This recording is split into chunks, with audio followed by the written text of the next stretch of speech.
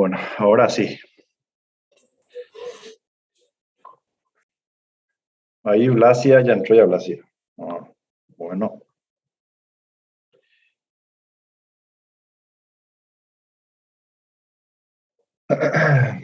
Ahora está entrando Liz. Bueno, van llegando gente al baile. Hola Blasia. Hola, hola, hola. Hola Liz.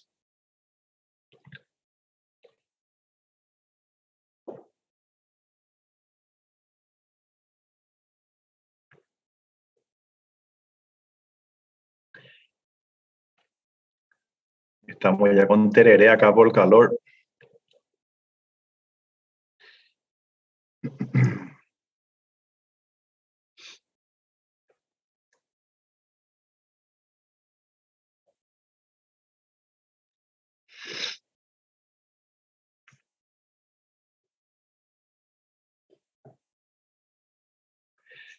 Mirta la que avisó que hoy no iba a estar.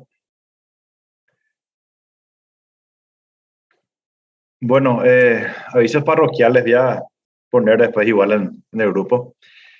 Traten lo posible de estar en las clases ¿qué tal, Marcos? En vivo, ¿verdad? Porque me estaba diciendo Damián, que es nuestro asesor técnico, que cuando él graba de repente las clases, a veces hay series o en YouTube, por ejemplo, que se bloquea la imagen, ¿verdad? Entonces, ya que yo explico algo de una serie o lo que sea, el que vea a posteriori se va a perder eso. Eso es para tener en cuenta. Yo no sabía eso, ahora me avisó ahora. Entonces, eso también, porque ustedes ven que yo de repente uso videos, ¿verdad? Entonces, para que tengan en cuenta eso, ¿verdad? Lo posible, ¿verdad?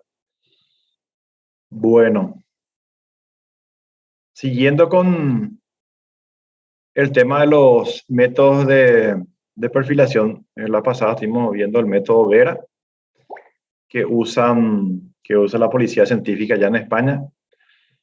Hoy vamos a ver a hablarle a un perfilador mexicano, vamos a comenzar con eso la clase, que suele dar su testimonio, por ejemplo, en juicios orales. Pero no recuerdo si trabaja para la policía o la fiscalía ya en México, ¿verdad? Escribió un libro, Psicopatología del homicidio, este analista de conducta. Y vamos a ver, explica un poco la perfilación, pero desde un punto de vista más conductual. Y él sigue su método de trabajo, ¿verdad? Sigue el método de un norteamericano de apellido Turby, ¿verdad? Brent Turby, que es un psicólogo norteamericano, ya publicó varios libros de perfilación, asesor, ¿verdad? Y suele dar cursos, no sé si trabaja directamente en la policía, ¿verdad? Pero eh, él propone el tema de perfilación también, así como el método Vera, que sea lo más científico posible. Y tiene también su método particular de análisis. Entonces, para ir conociendo los métodos, ¿verdad? Y ver en qué se asemejan y en qué no, ¿verdad? Entonces, vamos a verle hablar a este analista de conducta, ¿verdad? Va a ir mostrando casos, imágenes, ¿verdad? Algo que interesante recalcar que hay perfiladores así de repente que se casan con su método, o sea, tienen preferencia. Eso creo que no está bien, ¿verdad? Se fanatizan de repente con ciertas técnicas y no saben de eso, ¿verdad? En tema de análisis de conducta hay que tener mente abierta y ver qué te puede servir de uno, de un método u otro, ¿verdad?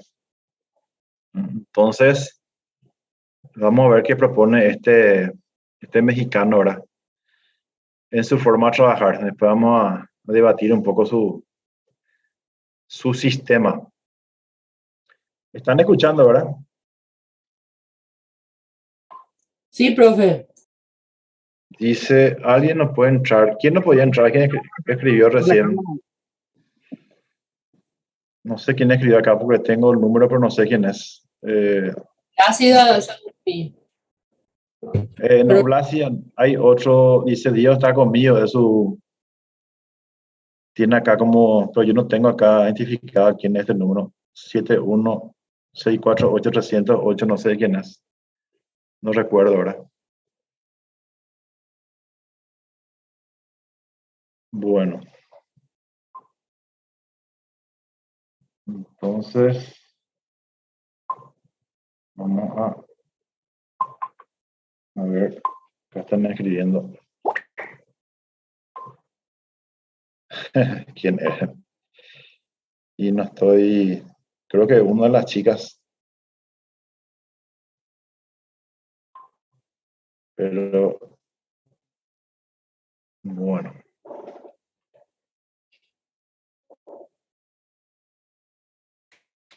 Ya seguí. Entonces voy a compartir pantalla y vamos a ver un poco.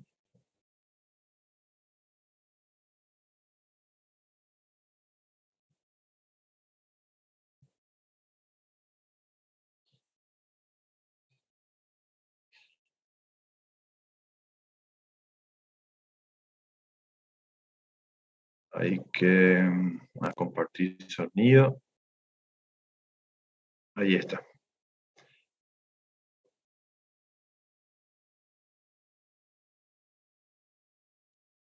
Esta conducta mexicano es de apellido Velasco. Creo que Alfredo Velasco o Alfredo Cruz Velasco, algo así. Bueno, ahí ingresó Karina, dice. Karina. Todavía no ingresó Karina. No sé qué problema debe tener. Y así que intento otra vez porque acá sin problema están entrando las chicas.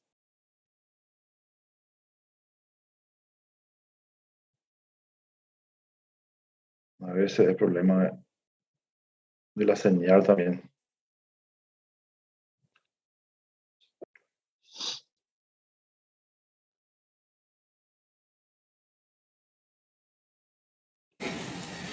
Hablar de perfilación criminal en la postura, en la metodología que actualmente rige, sobre todo lo que es la nueva comunidad de perfiladores criminales, viene a romper con los paradigmas que existen y que creo que todavía se manejan en algunas instituciones, tanto públicas como de formación, investigadores.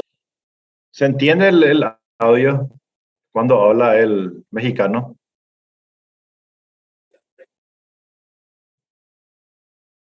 Sí, no tan bien, pero se entiende. Sí, no el audio, pero estoy viendo buscarla en cuál se entiende mejor. Los investigadores, llámese científicos forenses o criminólogos, el área de la perfilación criminal ha dado un vuelco Creo que a se lo que entiende, ¿verdad? es. La voz del... Sí, se entiende. Bueno, entonces voy a dejar correr y entonces vamos a ver esto y después vamos a analizar. Esto fue una presentación allá, creo que fue en México, ¿verdad? Acá está, Congreso Mundial, no, en un Congreso Mundial de Ciencias Forenses, pues sí. Bueno. Lo histórico, los dogmas, lo que nos había venido ofreciendo, vendiendo, capacitando y, hay que decirlo, mintiendo el FBI con la nueva comunidad de perfiladores criminales. Más que hacer una tregua, porque el juicio oral, la ciencia no es una olimpiada del conocimiento, pero sí es un requisito que se hable de verdad, independientemente de que quien elija perfilar con David Canter, con Kim Rosmo, quien elija FBI, va a ser muy respetada su decisión, pero sí va a ser cuestionada. Claro, ahí Kim Rosmo y David Canter son perfiladores geográficos, ¿verdad? Que utilizan estadística y temas geográficos. A este Velasco, este perfilador, no le quiere mucho la FBI, igual que otro, ¿verdad? Pasa que la FBI, saben ustedes, es odiada y amada, ¿verdad? Y a eso voy, ¿verdad? Que Uno tiene que tener mente abierta y quitar sus conclusiones de cada método o aporte, ¿verdad? Yo tampoco me fanatizo por ningún método, pero sí le voy a defender a la FBI porque ellos fueron los que realmente comenzaron a desarrollar esta técnica así en forma formal, ¿verdad? Y aportaba muchas cosas. Lógicamente que a no todos les gusta su sistema o le hacen críticas eh, por el tipo de trabajo que hacen, ¿verdad? Pero en realidad que la FBI, esa unidad tiene 40 años y muchas cosas avanzaron. Lógicamente que ellos son reacios y no van a contar los avances o sus métodos así nomás, ¿verdad? Entonces, eso también hay que tener en cuenta. Una cosa es lo que se publica por ahí y otra cosa es lo que ellos hacen ahí adentro en su unidad, que eso no nadie sabe, ¿verdad? Excepto los investigadores. Entonces, eso es claro nomás. No es tanto así que la FBI está atrasada o que su sistema no sirva, porque en muchos países del mundo, en países del primer mundo, muchos usan parte de su método o su investigación. Entonces, eso quiero aclarar. Pasa que hay recelo entre muchos perfiladores. A mí ya me tocó eso, ¿verdad? Una vez le pedí amistad a un norteamericano que es conocido y me escribe, me dice que no puede aceptar mi amistad porque le tengo como contacto a otros perfiladores de Estados Unidos. Los muy conocidos, ¿verdad? Entonces ahí uno ve de repente recelo en que hay también a veces el famoso celo profesional, ¿verdad? Pero sí hay que tener en cuenta que los verdaderos perfiladores, los que antes saben, son los que trabajan en la escena del crimen, los que están ahí en las investigaciones. Y bueno, la FBI tiene esa ventaja, todo lo que ellos producen así es parte de la experiencia. Otros no tanto. El método que vamos a ver ahora, que habla este Velasco, que es de Bren Turbi, ¿verdad? Él, por ejemplo, es más bien teórico y aplica su teoría, pero en ciertos casos, así como asesor externo, vamos a decir. Pero no es un investigador policíaco como hacen la FBI, como hacía Ressler o Douglas. Entonces, claro, nomás eso. Pero igual el trabajo de este tour es interesante porque trata de hacerlo más científico y moderno, su estilo de análisis de conducta. Entonces, cada uno tiene aportes y cada técnica tiene falencias y aciertos, ¿verdad? Eso para aclarar un poco el contexto de esta charla, ¿verdad? Bueno, después seguiremos debatiendo, entonces voy a dejar esto que corra y vamos a ver, es interesante esta ponencia. La formación que actualmente se tiene no es que la Asociación Internacional de Criminólogos Forenses hayan venido a descubrir el hilo negro de lo que es la perfilación criminal o el estudio de comportamiento, pero sí ha venido a presentar algo que es científico. Cuando Roy Hasselbuch, cuando Robert Redler decían que el agresor era esto, jamás pudieron comprobarlo. Esta nueva forma de perfilación es científica, es sin compromisos y sin el afán de sacar dinero a Latinoamérica para capacitar por el hecho de que es FBI, lo digo, FBI en la cuestión personal. Respeto la otra forma de investigación, pero la perfilación es muy subjetiva. FBI te vende su nombre en materia de perfilación criminal y realmente es un dinero tirado a la basura porque en juicio oral no es factible. De hecho, ya no existe la unidad de perfiladores en el FBI porque fue subjetiva con Mark Zapper y Pinosoto. Perfilación criminal, metodología y estándares. Independientemente de que en Estados Unidos, en Europa específicamente, o también en Australia, que es en Queensland, donde se da una nueva perfilación criminal, debemos de tener marco de referencia sobre todo para las miras a lo que es el nuevo sistema de justicia penal. Desde el 2008, Chihuahua es parte de lo que es el nuevo sistema de justicia penal que viene ya en algunos estados como Nuevo León, Zacatecas, y es ahí donde entra el interés para poder perfilar o hacer una perfilación con lo que indica, con metodología y con estándares en la práctica. Creo que lo primero que debemos hacer cuando estamos haciendo perfilación criminal, lo digo yo a los chicos del posgrado de perfilación criminal en el estado de Chihuahua, digo, lo primero que debemos saber es qué es perfilación criminal y qué hace un perfilador criminal. La definición que manejaremos como parte de referencia y como forma más... Claro, él una parte dice los nuevos la nueva camada de perfiladores, ¿verdad? Analista de conducta, ¿verdad? Y acá hay dos. Este Tarby, que le dije a un norteamericano, y Peterick, ¿verdad? Estos son dos perfiladores también reconocidos, ¿verdad? Es que en términos básicos, que también viene a generar algunos conflictos en cuestión de criminología, cuando hablamos de criminología aplicada a lo forense, como si fuera una lucha entre criminología o una repetición. Hay que tomar como referencia sobre todo a Claire Ferguson y a Wayne Peterick en Australia, que criminología se puede aplicar a varios ámbitos. La criminología aplicada a lo forense, ¿de qué diferencia a la criminología de estudio de salón? Diferencia que cuando usas conceptos en una criminología y los aplicas al juicio oral, ahí tenemos una aplicación forense. Eso es criminología forense. Conceptos X que ustedes tengan a la mano, nombroso, X, esos conceptos que después son llevados en teoría a un caso y luego presentados en un juicio, ahí está la criminología forense, y lo dice el doctor Peterick y Claire Ferguson, que fueron quienes hicieron su doctorado precisamente en criminología forense. En términos básicos, en términos muy sencillos, la perfilación criminal es una especialidad de la criminología aplicada a lo forense, donde la función es inferir datos del agresor, datos que vamos a ver más adelante que no tienen que ver con cuestiones de vestimenta, como James Russell perfiló al bombardero de Nueva York, que iba a traer hasta un saco cruzado de color azul. Esas cuestiones históricas hoy se han vuelto una cuestión que nos indica que realmente nos estuvieron mintiendo, como el caso de Albert DeSalvo, que no era el estrangulador de Boston, como eso el de Jerome Brutus, cuando FBI lo vinculó a un caso que no tenía nada que ver en cuestiones sexuales. Todo eso viene a desmascarar lo que nos venían vendiendo. La criminología le da a la perfilación criminal la facultad de inferir datos con soporte. Va a ser muy importante en el comportamiento como evidencia. Un psicólogo, un criminólogo, ¿qué hace en la escena del crimen?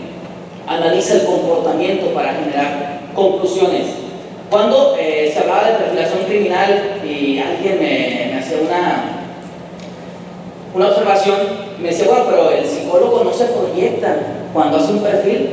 Bueno, si eres una persona objetiva y separas la profesión con la cuestión personal, no debes de proyectarte. Porque si digo que se hace un perfil y el agresor padece disfunción eréctil, no me estoy proyectando, bueno, va a ser su cuestión personal, pero si yo separo lo que estoy investigando con lo que es, evidentemente no me voy a proyectar. En términos básicos, es el temor de los psicólogos cuando hacen análisis de esta cuestión, pero hay que regirnos por la cuestión ética. De manera muy global, yo sé que estos foros, por la magnitud, por las personalidades que vienen y que me anteceden o que posteriormente presentarán su trabajo, y sobre todo por ustedes, por los asistentes, creo que hablar así de cuestiones teóricas, de conceptos, como que eso se queda en el aula, pero sí es bueno tenerlo dentro de lo que es la línea del tiempo de la perfilación criminal. Bueno, la línea del tiempo yo la manejo porque en la práctica, como parte de la investigación criminal, además de hacer victimología, hago una línea del tiempo de lo que son las actuaciones del comportamiento criminal, partiendo desde el ingreso, del primer llamado, desde la última vez que la persona fue vista, desde la manifestación en el cuerpo de la víctima, que nos van dando tiempos. Todo eso me va generando línea de tiempo y lo aplico aquí como parte de referencia a lo que es la perfilación criminal. Phillips y Thomas Bohm son los que inician con el caso de Jack el Destripador, con lo que es la perfilación criminal por experticia, pero no por metodología. Sin embargo, Phillips establece el principio de correspondencia de características con el modelo de vida al establecer que determinado objeto te va a dar la personalidad de quien comete la conducta criminal. Thomas Bohm es quien hace el análisis en la escena del crimen, de hecho por eso se establece como el primer perfil experticia de lo que es la práctica en la actualidad con los casos de Jack.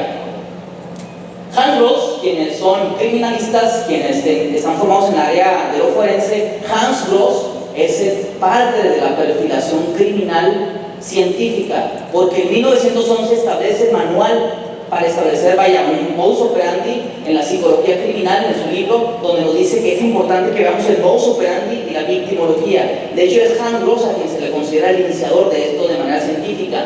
En 1946, James Russell establece el perfil de Metesky, el bombardero, haciendo un perfil más con experiencia y más con cuestiones de corazonada que realmente una verdadera metodología. Cuando a James Russell le preguntan, ¿por qué dijo usted que tendría entre 35 y 50 años el agresor? Bueno, se me ocurrió porque cuando tiene ideas paranoides, sumamos 16 y hace 10 que ha estado... Acá lo está explicando es los perfiladores en la historia. Acá está hablando el tema ya del tripador, el tema de la perfilación por tipo de heridas. Este tipo hacía quitaba así aspectos psicológicos por el tipo de herida que hacía las víctimas. Habla de Hans Gross también, ¿verdad? Un forense alemán. Acá está hablando del doctor Russell, ¿verdad? Él fue un psiquiatra norteamericano que la policía le pidió ayuda, hizo el perfil del bombardeo loco, ¿verdad? Aunque era psicoanalista, y él ¿qué hizo? Él fue original, se fue en los lugares donde él mandaba sobres explosivos, terrorista, y él se fue a visitar esos lugares, ¿verdad? Y hizo su deducción, ¿verdad? De cómo debería ser este criminal, ¿verdad? Aunque acá Velasco está diciendo que es muy subjetivo, muy intuitivo. Sin embargo, este psiquiatra, el perfil que hizo, 90% coincidía con lo que era este terrorista, ¿verdad? Inclusive dijo que iba a llevar un traje a raya abotonado, y cuando se le agarró a Metesky, creo que se llamaba, tenía también un traje a cuadro abotonado.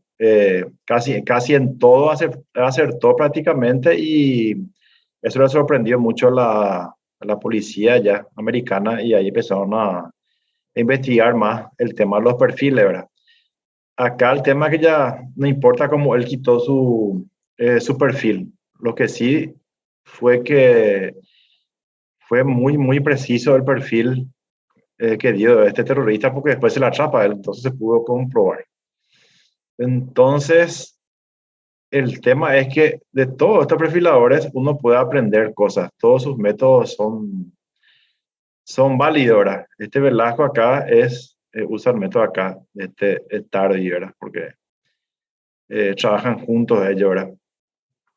Acá están otros más actuales, ¿verdad? Entonces, eso para ir entendiendo, ¿verdad? Todos dieron soporte o dan soporte, de todo se puede aprender, todas las técnicas son importantes, ¿verdad? Nunca ninguna técnica de perfilación va a ser suficiente, porque siempre va a ser tiene una parte subjetiva la conducta humana. Nunca esto va a ser algo preciso. Eso también hay que aclarar. No importa lo moderno que sea la teoría, siempre va a haber un margen de error, ¿verdad? Es imposible predecir totalmente la conducta de alguien, ¿verdad? Puedes predecir varias veces, pero una persona puede cambiar. Entonces, para que tengan en cuenta eso. Acá también vamos a ver las falencias de la técnica de perfilación, ¿verdad? Atacando, pues debe estar en esta edad. Corazonadas no entran en la perfilación criminal. En 1970, aunque todo el mundo... Ahí está, dijo, que las corazonadas no entran en la perfilación. Y no es cierto, ¿verdad? Vimos que el método Vera que usan en España, que es excelente unidad tienen ellos. También dice Soto, ¿verdad?, que el autor de ese método, el que compiló eso, dice que también esas corazonadas también forman parte de la investigación, aunque no estén por papel, pero que eso se comenta entre los investigadores. Y claro que hay que comprobar o no, pero es que no, o sea, no es que es inaceptable una intuición o una corazonada, porque muchas veces así también se resolvió un caso, ¿verdad? Por una intuición que le vino al investigador o relacionó un tema con otra cosa que los otros no vieron. Entonces es imposible que sea totalmente objetivo y científico como está diciendo el conferencista. Eso es imposible. Es realmente una mezcla de muchas cosas, ¿verdad?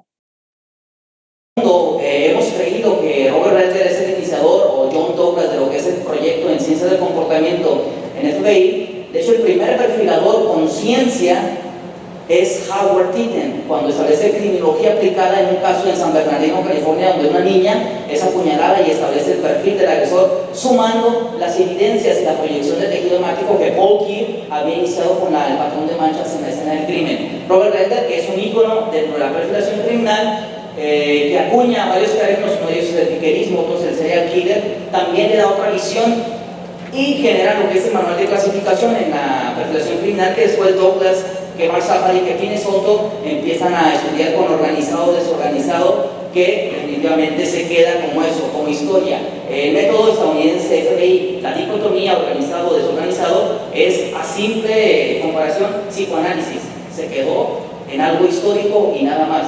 En 1994 aparece David Canter en Liverpool con su tutorial de la psicología investigativa, donde maneja 5 factores de coherencia interpersonal, de conciencia forense. Sin embargo, sigue siendo muy estadístico.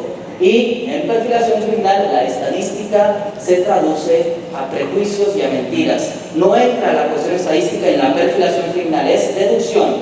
Kim Rosmo, con su perfil geográfico. ¿Qué piensan de lo que dijo recién? De la estadística es mentira y no entra en la perfilación. Quiero escuchar su opinión. ¿Qué piensan? Este es el profesor Canter de la Universidad de Liverpool. Creó programas informáticos muy interesantes cargando datos ahora y esto procesa el programa. ¿Piensan que la estadística no sirve en la perfilación o qué piensan ustedes? Yo creo que la estadística da una base de referencia, no es una regla irrompible. Así mismo. Pero ya te da datos, ¿verdad? Te da datos de la realidad. Ahí es donde sigue la estadística, pues.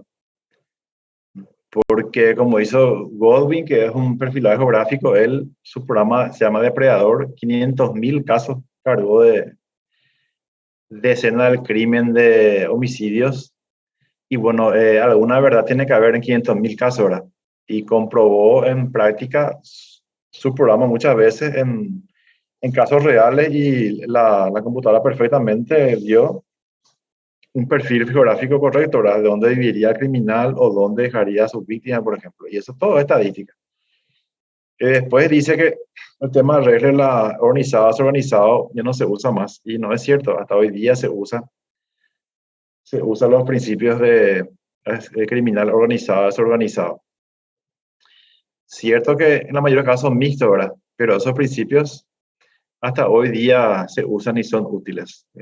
No es así tanto que quedó en la historia, ¿verdad? Porque son útiles. Y realmente, en muchos casos que ellos perfilaron, Ressler, Douglas, todos estos grandes perfiladores, Safari, ¿verdad?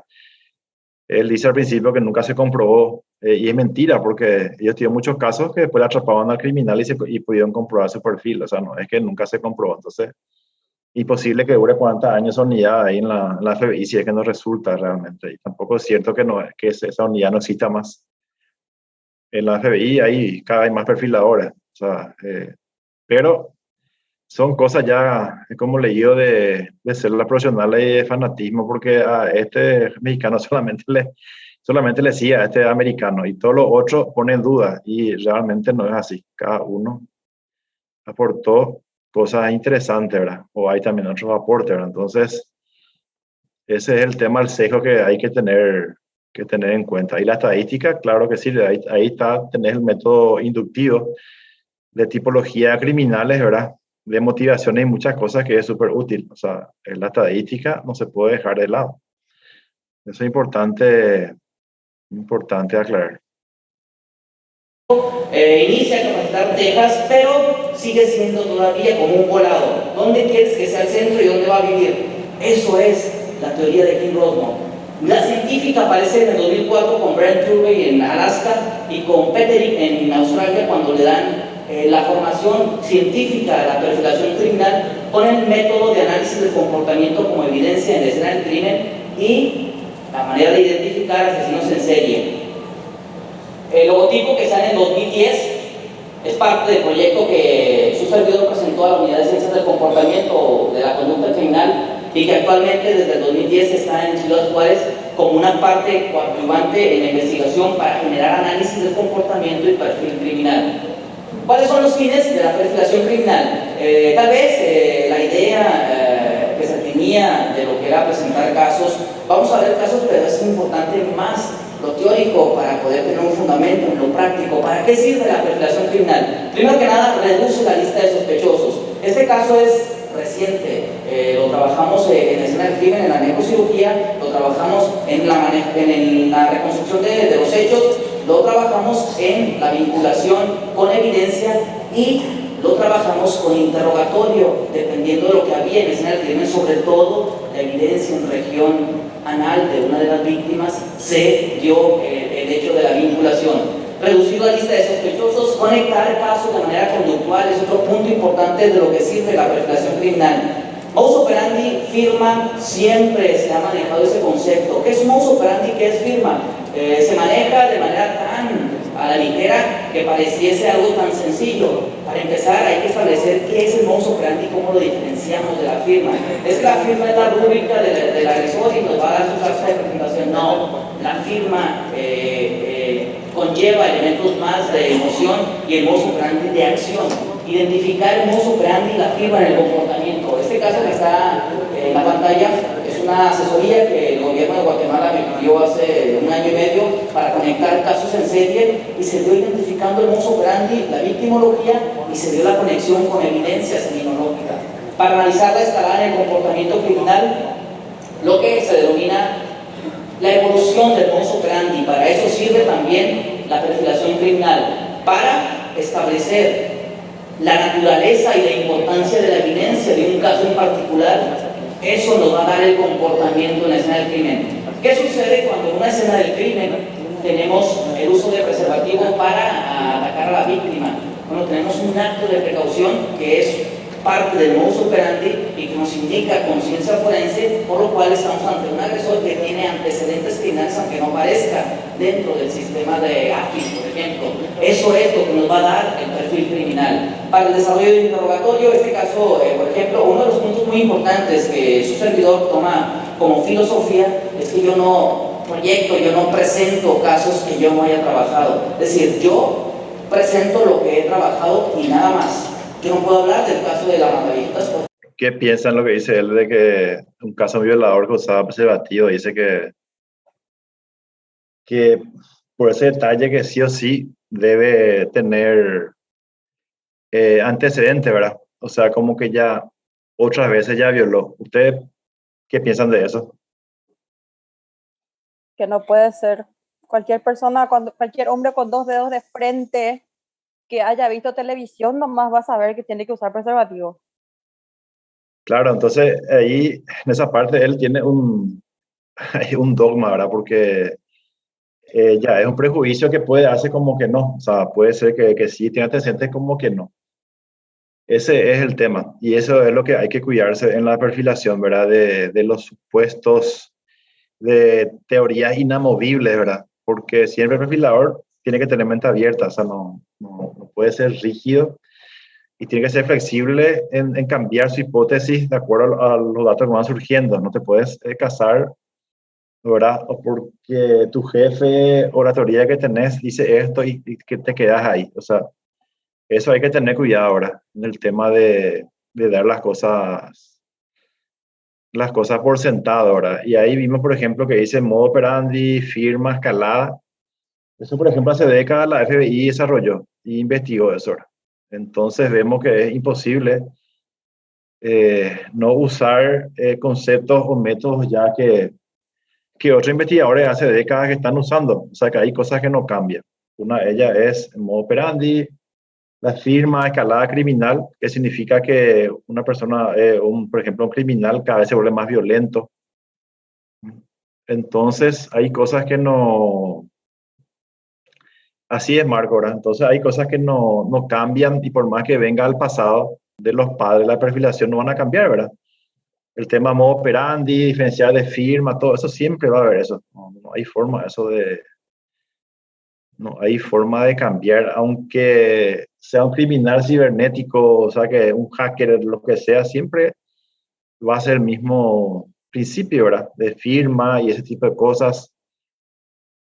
Eso no cambia. La mente criminal es la misma en todos lados Lo único que cambia son el tipo de arma, decía John Douglas, ¿verdad? Este gran perfilador. O sea que a nivel mundial, ¿verdad?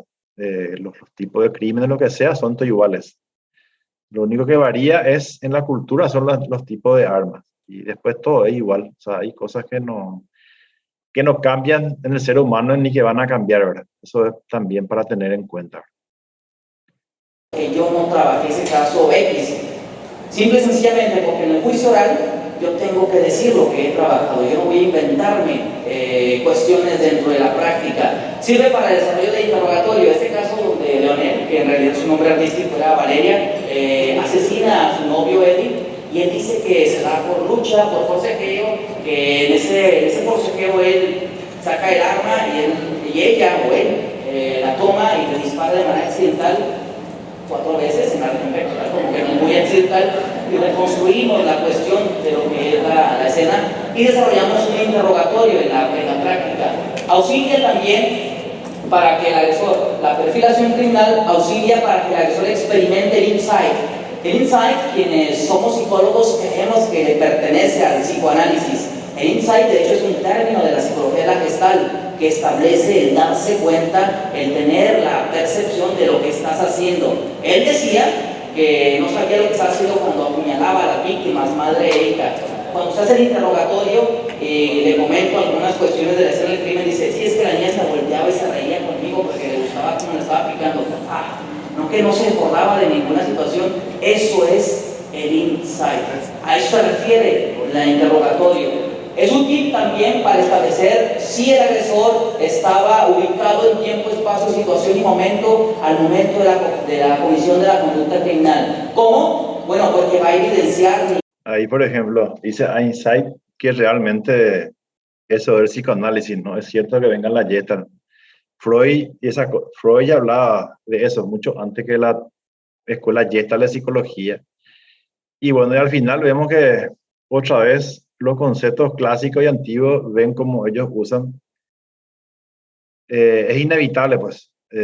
Por eso es que hay que saber estas cosas de repente para no mismo contradecirse o quedar ahí en visto, ¿verdad? Entonces, a eso es lo que voy. Hay cosas que no cambian. Y el insight es una palabra en inglés que significa algo así como mirarse a sí mismo, ¿verdad? Estudiarse a sí mismo. Y el tema de la motivación, ustedes saben que a lo interno, la motivación no es algo que vos ves de afuera en la persona, de ninguna forma. Otra vez, es tipo psicoanalítico en el sentido de que es algo que está en tu mente, ¿verdad? De forma probablemente subconsciente, ¿verdad? Entonces, eso no va a cambiar por más moderna que sean las técnicas, ¿verdad? Y el tema de la motivación es crucial para un analista de conducta, ¿verdad? Entender qué le motiva a un criminal, ¿verdad? De planeación y actos precautorios o actos de precaución. Cuando hablamos de actos de precaución en perfilación criminal, que es un listado de más de 20 actos de precaución que se resumen: usar guantes, ponerse máscara, alterar la voz, preservativo. Actos de precaución nos va a establecer también la perfilación criminal. O nivel de planeación, esta mujer que mata a su hermana y a su madre, nivel de planeación, va al supermercado, compra aceite para cocinar, compra 20 pesos de gasolina, les prende fuego, los traslada para desviar la investigación. Eso es planeación. Esos son actos precautorios porque está dejando de lado la evidencia. Para eso sirve la perfilación criminal. Pero la pregunta que todos hacemos en esta práctica, en la metodología, cuando a mí me hacen preguntas los alumnos o los propios funcionarios de otras fiscalías de investigación, dicen, pero ¿cómo le hago para meter mi caso? Tengo una mujer, tengo esta evidencia, tengo esta arma, este tipo de patrón de manchas temáticas. ¿Cómo le hago para meterlo para que usted me imprima y un perfil? No, pues no es factible, no es el Walmart donde das un código de barras y ya te va a salir un perfil. No es factible, se debe de trabajar con el factor humano. Es por eso que el BICAP, lo que utiliza, por ejemplo, el Dagner de Kim Rosmo, por eso son complicados, porque sigue siendo una base de datos y sigue siendo una máquina y no el factor humano el que lo analiza. Datos característicos que se van a obtener realmente de un perfil criminal. Primero que nada, vamos a obtener si el agresor posee o no habilidad criminal. ¿Cómo lo vamos a obtener? Analizando su comportamiento en la escena del crimen. el agresor fue contundente en su herida, fue determinante la asfixia, ahí tenemos habilidad criminal. En el caso, por ejemplo, de una familia que las víctimas son asfixiadas, el agresor tiene antecedentes de artes marciales.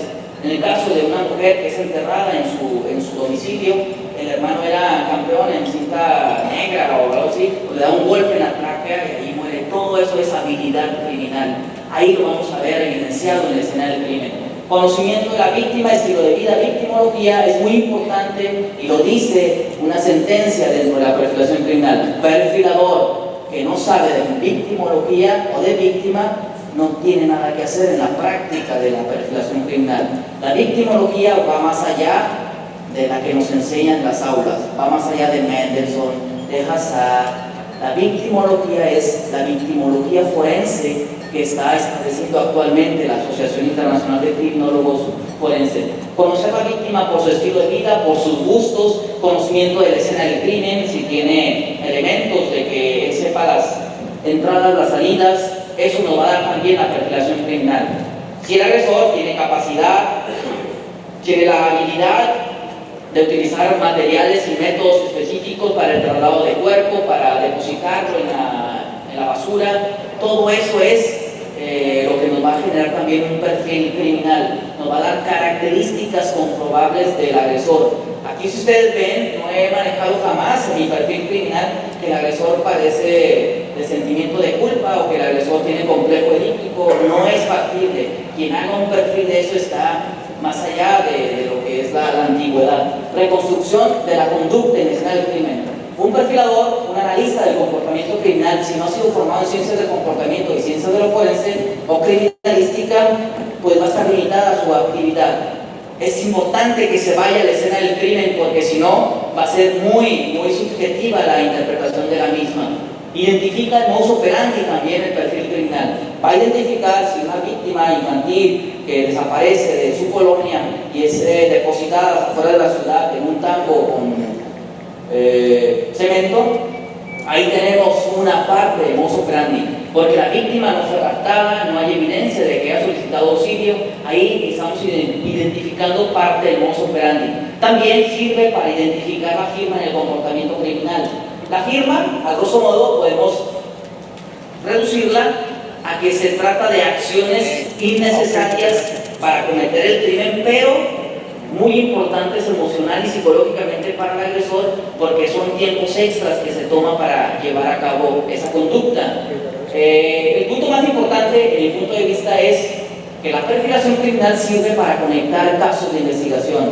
Cuando estamos ante casos y no nos damos cuenta que hay un patrón repetitivo, se está generando una inmensa bola de nieve que a la larga va a generar habilidad criminal, modus operandi muy refinado al agresor y por ende poca posibilidad de poder detenerlo. La perfilación criminal, creo que lo que debemos hacer de manera inicial es analizar los casos fríos para vincularlos por comportamiento y establecer ciertas conductas que hay en México. Dice, es que en Estados Unidos hay muchísimos asesinos en serie, pero en México no. Bueno, nadie quiere tener esa medalla de oro, la verdad, al menos yo no quisiera tenerla. Sin embargo, la gran diferencia es que hubo un estudio previo en criminología, que es donde están identificados acá en México. La verdad, sí empezamos a buscarla en el Estado de México, sí empezamos a buscarla en Oaxaca, en Zacatecas van a existir 2 o 3 asesinos en serie en cada entidad. Pero hablando de comportamiento y de perfilación criminal, ¿cómo formado en comportamiento o en ciencias del comportamiento, qué requiero como metodología para sacar conclusiones con evidencia en la escena del crimen cuando acudo a la misma? Vamos a analizar el comportamiento como evidencia. ¿Qué comportamiento hay y qué inferencia me da? Primero que nada debemos establecer que cualquier evidencia física, testimonial o documental va a ser parte importante para la conclusión de nuestra investigación. Es decir, toda evidencia que está en la escena del crimen le antecede un comportamiento. Persona apuñalada, proyección hemática, goteo hemático, arrastre, esa evidencia le antecede un comportamiento. Persona con disparos, esa evidencia le antecede un comportamiento. Es por eso que no me cabía en la cabeza cuando estudiaba psicología, cuando planteé a mi maestro, el psicólogo podría hacer su práctica en escena del crimen, pero ¿qué va a hacer un psicólogo? Es comportamiento, sigue siendo un comportamiento lo que estamos viendo. Es muy importante que tengamos en cuenta que cualquier comportamiento va a ser considerado evidencia bajo las circunstancias que nosotros expertos determinemos. Aquí el fiscal o el MP, aquí el investigador o el judicial, aquí no nos dice, a mí por ejemplo, a mí no me dice qué es lo que debo de seleccionar. El experto soy yo, porque yo no le voy a decir a él, usted entrevístela y hágale esas preguntas a usted, vaya y busque, yo no. Nada más cada quien hace su actividad. El experto, el perfilador, da la pauta para establecer bajo qué circunstancias se dio determinado comportamiento. Por ejemplo, un comportamiento con evidencia. Cuando localizamos huellas o impresiones de calzado, es aquí donde nos damos cuenta que la perfilación criminal es más criminalística aplicada que otra cosa. Esas impresiones nos dan una referencia de que una persona estuvo de pie y de que estuvo caminando. Así de sencillo, no es otra cuestión en las conclusiones. Yo no voy a decir que porque calza grande ya es, no, todas cuestiones muy científicas. La lógica me establece que hay una persona con calzado porque la víctima no tiene, y así lo vamos a establecer. O el patrón de mancha de sangre me va a decir qué tipo de objeto, qué tipo de zona, cuál fue la dinámica. Ese comportamiento me da conclusiones en mi investigación. Cuando existen evidencias de huellas dactilares o de parciales, nos establece por lógica criminalística que si hay huellas, hay contacto, principio de intercambio, que si hay contacto, evidentemente se dio una dinámica. A eso se refieren las conclusiones científicas. El semen, el esperma, nos puede indicar presencia, contacto o comportamiento sexual sin necesidad de que haya habido penetración. Porque en un caso donde una víctima presenta en sus glúteos residuos de semen y la fiscalía establece, no, es que fue violada o no fue violada, no tiene rasgo ni en su recto ni en su vagina, pero entonces porque hay esperma o porque hay evidencia seminológica. No implica, hay fetichismo, hay froterismo, todo eso es parte de un comportamiento sexual, no implica que haya penetración. Esa evidencia nos da conclusiones. O las heridas que presenta el cuerpo de la víctima nos presenta o nos van a dar los tiempos, incluso las posiciones en las que estaba la víctima y el victimario. Para eso es importante tener en cuenta los tiempos para generar nuestras conclusiones de acuerdo a lo que estamos empleando en la investigación. Cuando en la escena del crimen, esto es lo más definitivo para hacer un perfil en la escena del crimen. ¿Qué vamos a hacer como analistas, como parte de la metodología, como perfiladores, cuando vayamos a una escena del crimen y haya una persona con órganos mutilados? ¿Qué le voy a explicar al investigador que eso qué significa? Digamos que la primera respuesta, cuando está un mutilado en la escena del crimen, la primera respuesta policial histórica sería, no, pues que es un sádico. No necesariamente tiene que ser un sádico, porque puede ser un acto de precaución y es parte de su modus operandi. Mutilación de órganos nos va a dar información en modus operandi, nos va a dar información en firma y nos va a dar información en comportamiento ritualista. Pero ¿cómo diferenciamos uno de otro? Vamos a empezar con el modus operandi. Si la persona está mutilada de sus partes de identificación, el rostro, las manos, donde haya huellas dactilares, si esa es una mutilación específica, entonces se trata de un acto de precaución para evitar la identificación y retardar la investigación. Y si es acto de precaución por automático, es un modus operandi. Ahí tenemos ya una respuesta. Cuando ese comportamiento no era necesario para la comisión de la conducta criminal o del comportamiento criminal, se le considera firma. Quitarle las uñas, mutilarle las manos, eso es un acto ya innecesario, pero emocionalmente productivo para quien lo hace. Eso es firma. ¿Y dónde entra pues el rito? Cuando la mutilación se da para consumir, como aquí está la evidencia de dos recipientes, para consumir los órganos, ahí tenemos un comportamiento. Un tema que quiero aclarar es que él dice, bueno, modo operandi, dice actos precautorios. Pero en realidad, muchos modos operandi de criminales no tienen nada de precaución, ni le interesa a la policía ni que se la atrape, sino que el modo operandi, el concepto debe ser más general, en el sentido de que cómo el criminal actúa, ¿verdad? Para tener éxito en su crimen. Eso es lo principal. Si es preventivo o no, hay que analizar, pero básicamente el modo operandi es el cómo. O sea, eso es para que no se confundan y no crean que el modo operandi siempre va a significar que es algo que preventivo, que hace criminal para que no se la agarre, porque si es un psicótico, una persona con retraso mental, igual va a tener modo operandi, como tenía, por ejemplo, el petiso orejudo, un asesino serial de niños allá, muy conocido acá en Latinoamérica, en Argentina, ¿verdad? Este Santos Godino se llamaba. Él tenía inteligencia al límite, o sea que ya era un rechazo mental, pero leve, ¿verdad? Y él siempre hacía las cosas de la misma forma, tenía su modo operandi, ¿verdad? Pero jamás hizo eso para prevenir ni ocultar nada. O sea, eso es importante aclarar. El modo operandi es simplemente lo que hace un criminal, ¿verdad? Para tener éxito en lo que está haciendo. Y algunos van a tratar de evadir la policía, pero no todos. Eso es importante. O el tema de la mutilación, por ejemplo. Dice que si es piernas, brazos, cabezas, que puede ser también preventivo, en el sentido que no se, o sea, que no se le pueda identificar a la persona, ¿verdad? No se le puede identificar a la víctima, ¿verdad? Pero yo le pregunto que si es que alguien, por ejemplo, mutila y lleva la cabeza de una persona, ¿ustedes creen que sí o sí en todos los casos va a ser para que no se le identifique a la víctima? ¿O ese criminal podría darle otro uso, otro sentido?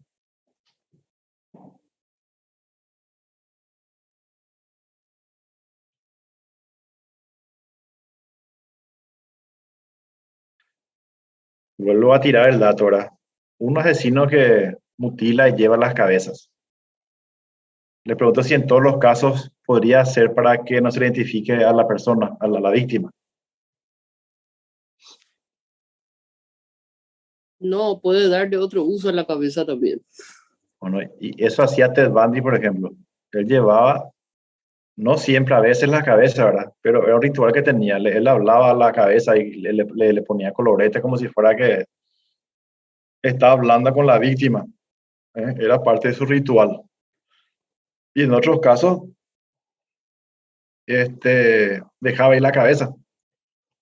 ¿Entienden? Entonces ahí vemos un ritual más que un tema más que un tema de prevención, ¿verdad? O sea, importante nomás tener claro estos conceptos y bueno, cada caso es único, por eso es que hay que analizar el, el tema de qué caso particular, ¿verdad? Es como un Profe, y trofeo, sí, es cierto, es como un trofeo, como decía Rosita, ¿verdad? Podría ser también.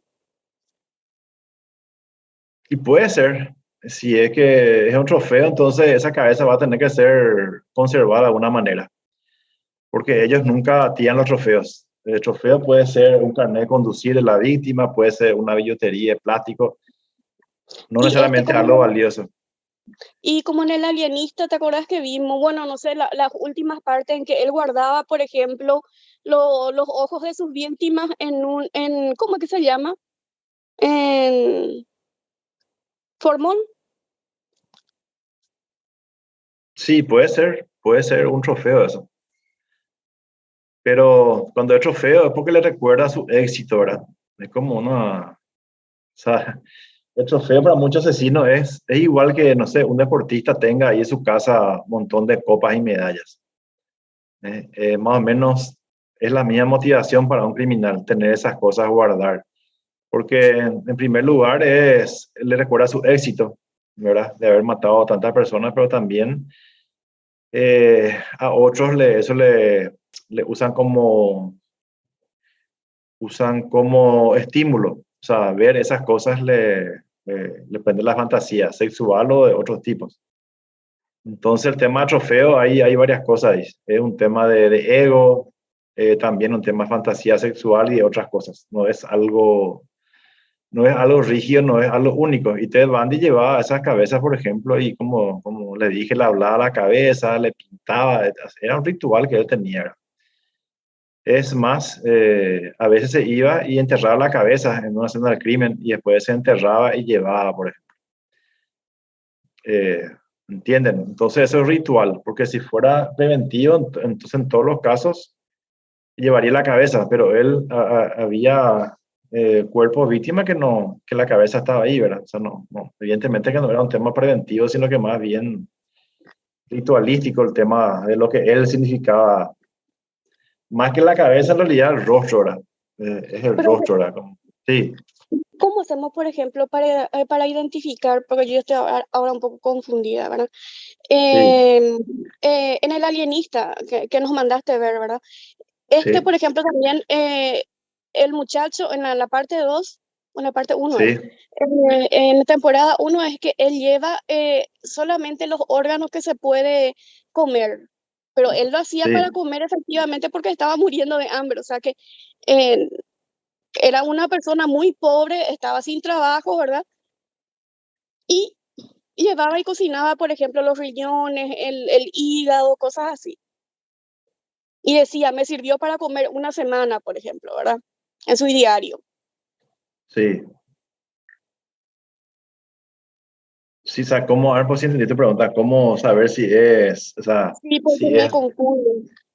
si es ritual o otra cosa? Claro, porque me confundo pues un poco. Sí, y bueno, la verdad que ese tema de canibalismo, ese comer cosas, yo no creo que en ningún caso sea por supervivencia nomás, porque ya es un tema ahí de ritual y otras cosas, el tema de desollar a otra persona y comer sus cosas, no, es un tema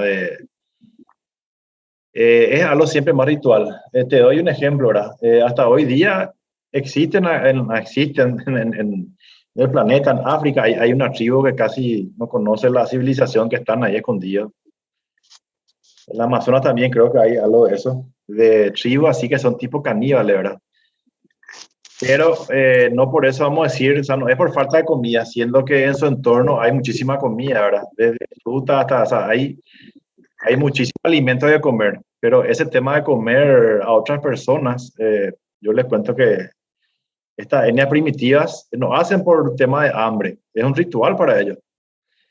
Tiene una significancia psicológica, ¿entendés? O sea, no, yo jamás escuché un caso que alguien mate a otra persona por hambre para comer nomás, ¿verdad?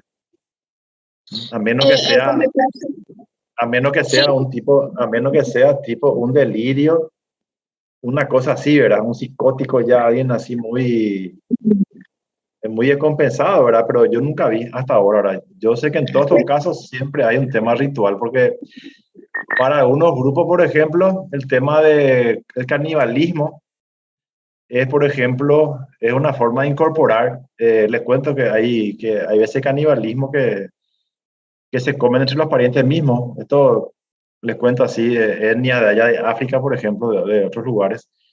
Y ellos hacen eso es como que conservan parte del pariente a quienes consumen, entonces hacen ese ritual, ¿verdad? Otro, por ejemplo, le comen a los enemigos en una batalla, por ejemplo, porque creen que con eso van a atrapar el alma de su contrincante, ¿verdad? Otros hacen eso por otros hacen por tener este poder, creen que así van a tener más poder, ¿verdad? Pero realmente así por un tema de hambre nomás, sería muy difícil sostener esa teoría, que el canibalismo así sea por un tema de hambre, ¿verdad?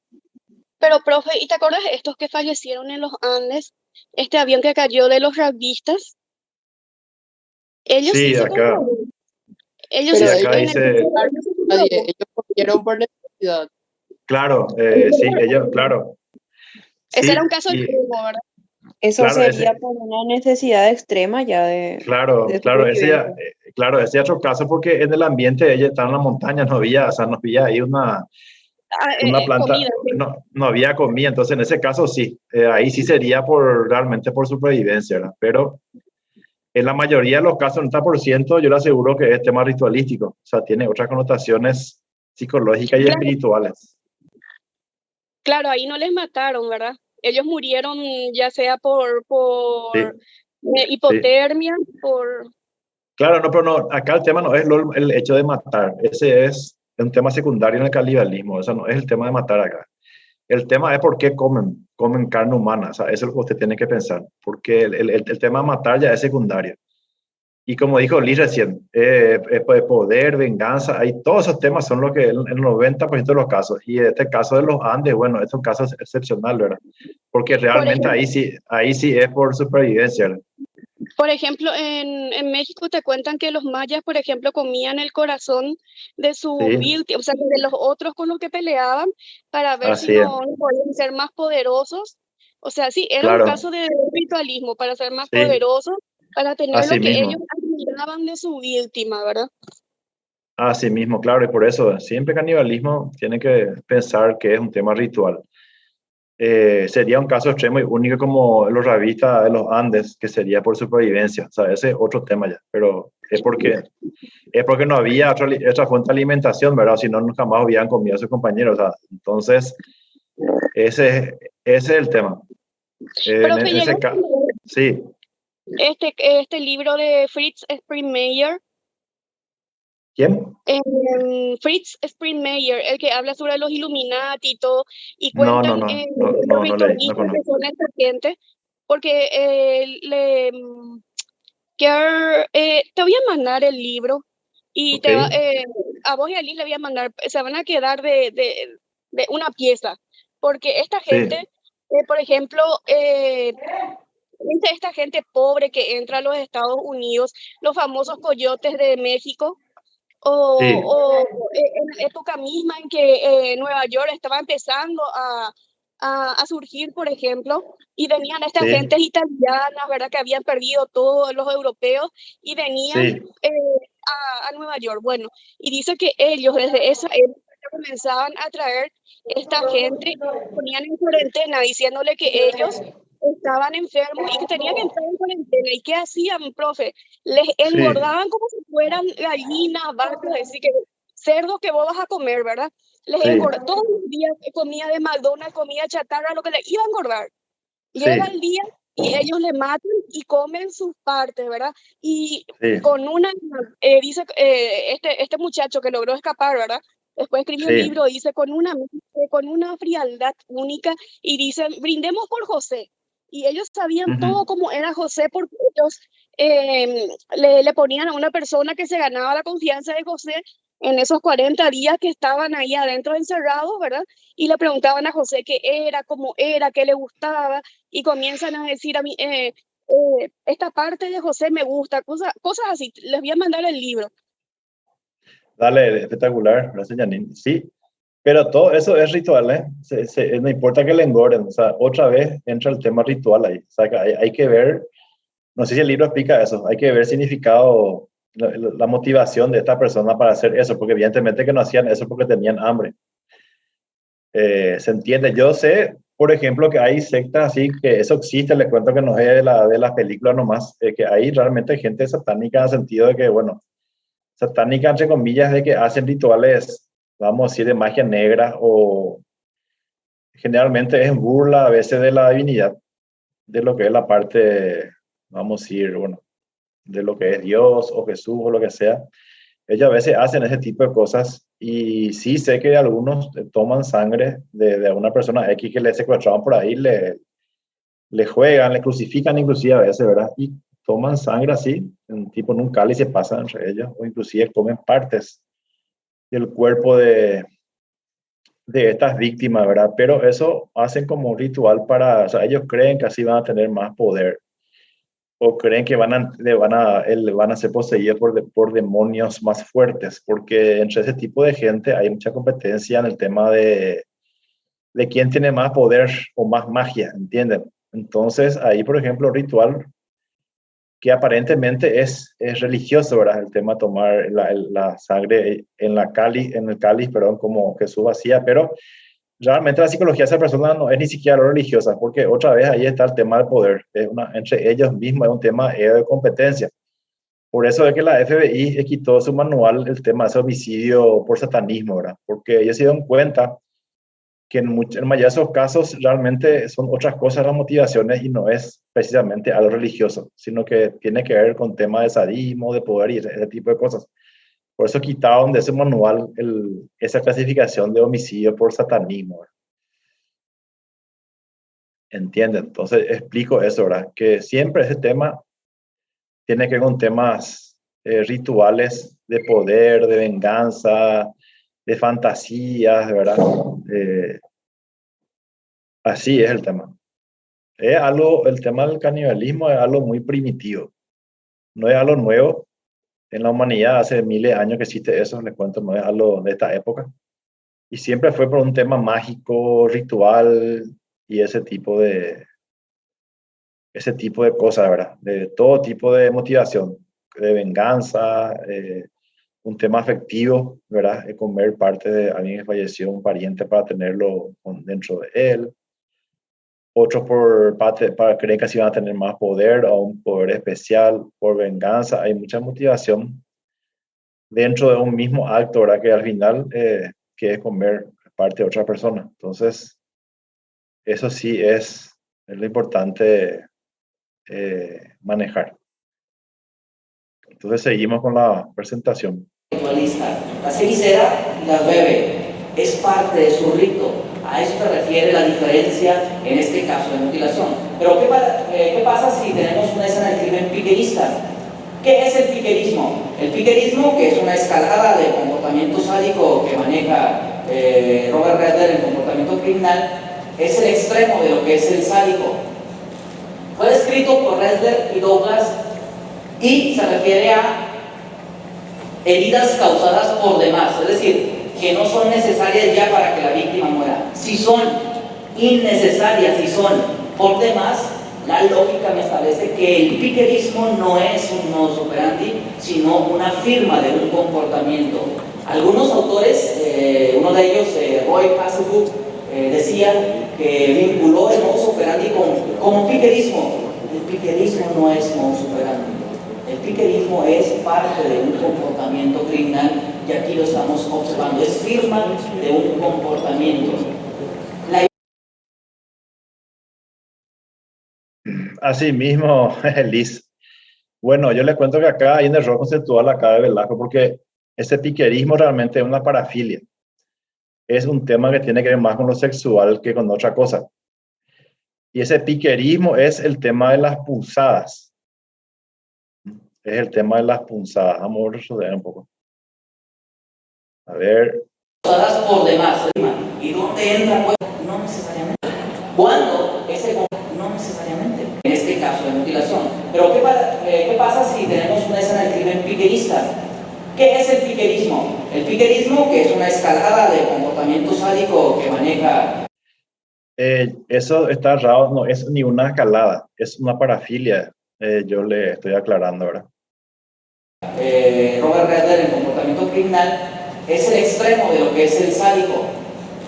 Fue descrito por Redler y Douglas y se refiere a heridas causadas por demás, es decir, que no son necesarias ya para que la víctima muera. Si son innecesarias, si son por demás, la lógica... Esto es lo que vos decías, Liz, ¿verdad? Sí, él está hablando de overkilling y menciona Sí, como una escena sí. piquerista. O Sí, sea, así está bien, mismo. quizá una o dos fotos tengan algo de pickering, pero Sí, él se está pero refiriendo en general a overkilling. esto no es piquerismo, esto es overkilling. No. Sí, señor. Overkilling, overkill, lo que dice Liz y a picar, en la traducción sería más o menos sobre matar, o sea, el famoso ensañamiento, ¿verdad? Y piquerismo viene de piquer, que ya vimos en el video del gran doctor Raffo, que es el de picar. O sea, eso se hace por así, con un picahielo, ¿verdad? Con algo así puntiagudo, tipo punzón. Y eso sí es piquerismo, porque es de picar, ¿verdad? Es como que agarras el hielo, bueno, eso mismo hacen estos esta persona hacen en los cuerpos, pero realmente es una parafilia, o sea, es un tema que tiene que ver con un tema sexual otra vez, ¿verdad? Eso aclaro, ¿verdad? Que realmente va más por el tema sexual, ¿verdad? De la excitación que otra cosa, ¿verdad? O sea, eso es importante aclarar. Sí, no es tipo, exactamente, sí. Esto, por ejemplo, son heridas, ya ven, esto no es más piquerismo, porque esto ya es con arma blanca, o sea, con otro tipo de objeto ya, ¿verdad? Ya es otra cosa. Y realmente tiene razón Liz, es ensañamiento ya más que otra cosa. El piquerismo es con algo punzante. Tiene que ser así, marca de que se utilizó un punzón más que nada, ¿verdad?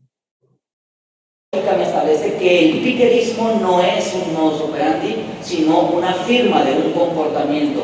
Algunos autores, uno de ellos, Roy Hasselhoff, decía que vinculó el modus operandi con piquerismo. El piquerismo no es modus operandi. El piquerismo es... Sí, así es, Liz, y es bien freudiano, le gusta o no a él o a otro, pero por eso le digo que hay que darle valor a cada teórico, no importa que sea una teoría nueva o antigua.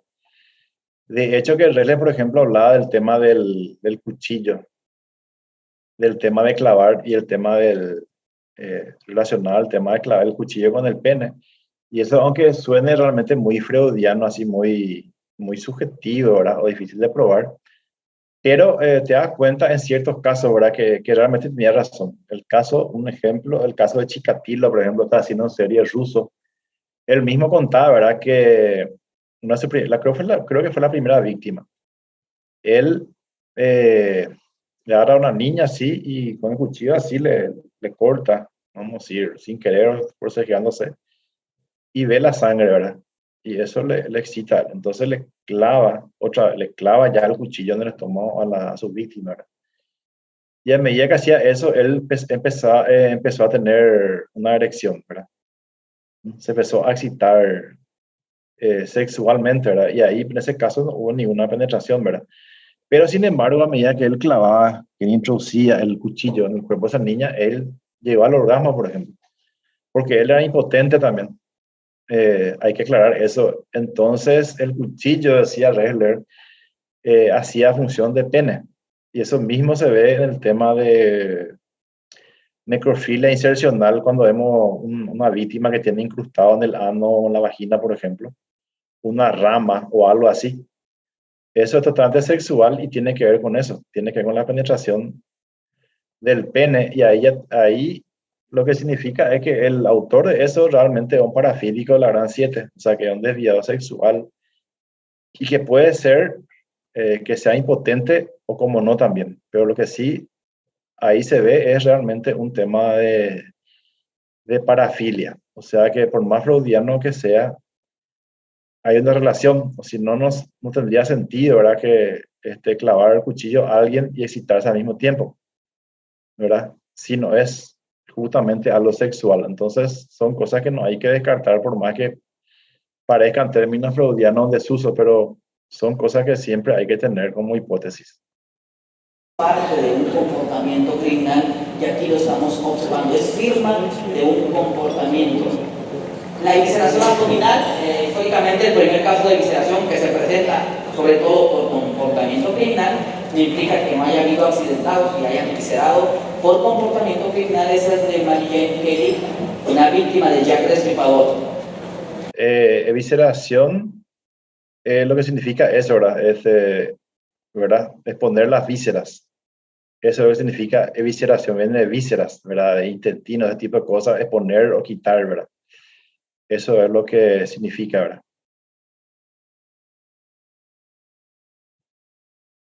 Entonces dice acá, evisceración como modo operandi, dice. La evisceración será parte del modo operandi cuando el agresor lo utilice para que la víctima muera. ¿Qué opina Liz de esto? ¿Qué opina Liz de esto como criminalista? Y el uso del término está correcto. Evisceración es retirar las vísceras del cuerpo, Sí. pero la evisceración puede ser vivo o muerto, ante muertem, perimortem o postmortem. Claro, acá dice nomás, lo utilice acá dice para que la víctima muera. Hey, no necesariamente puede hacer después también.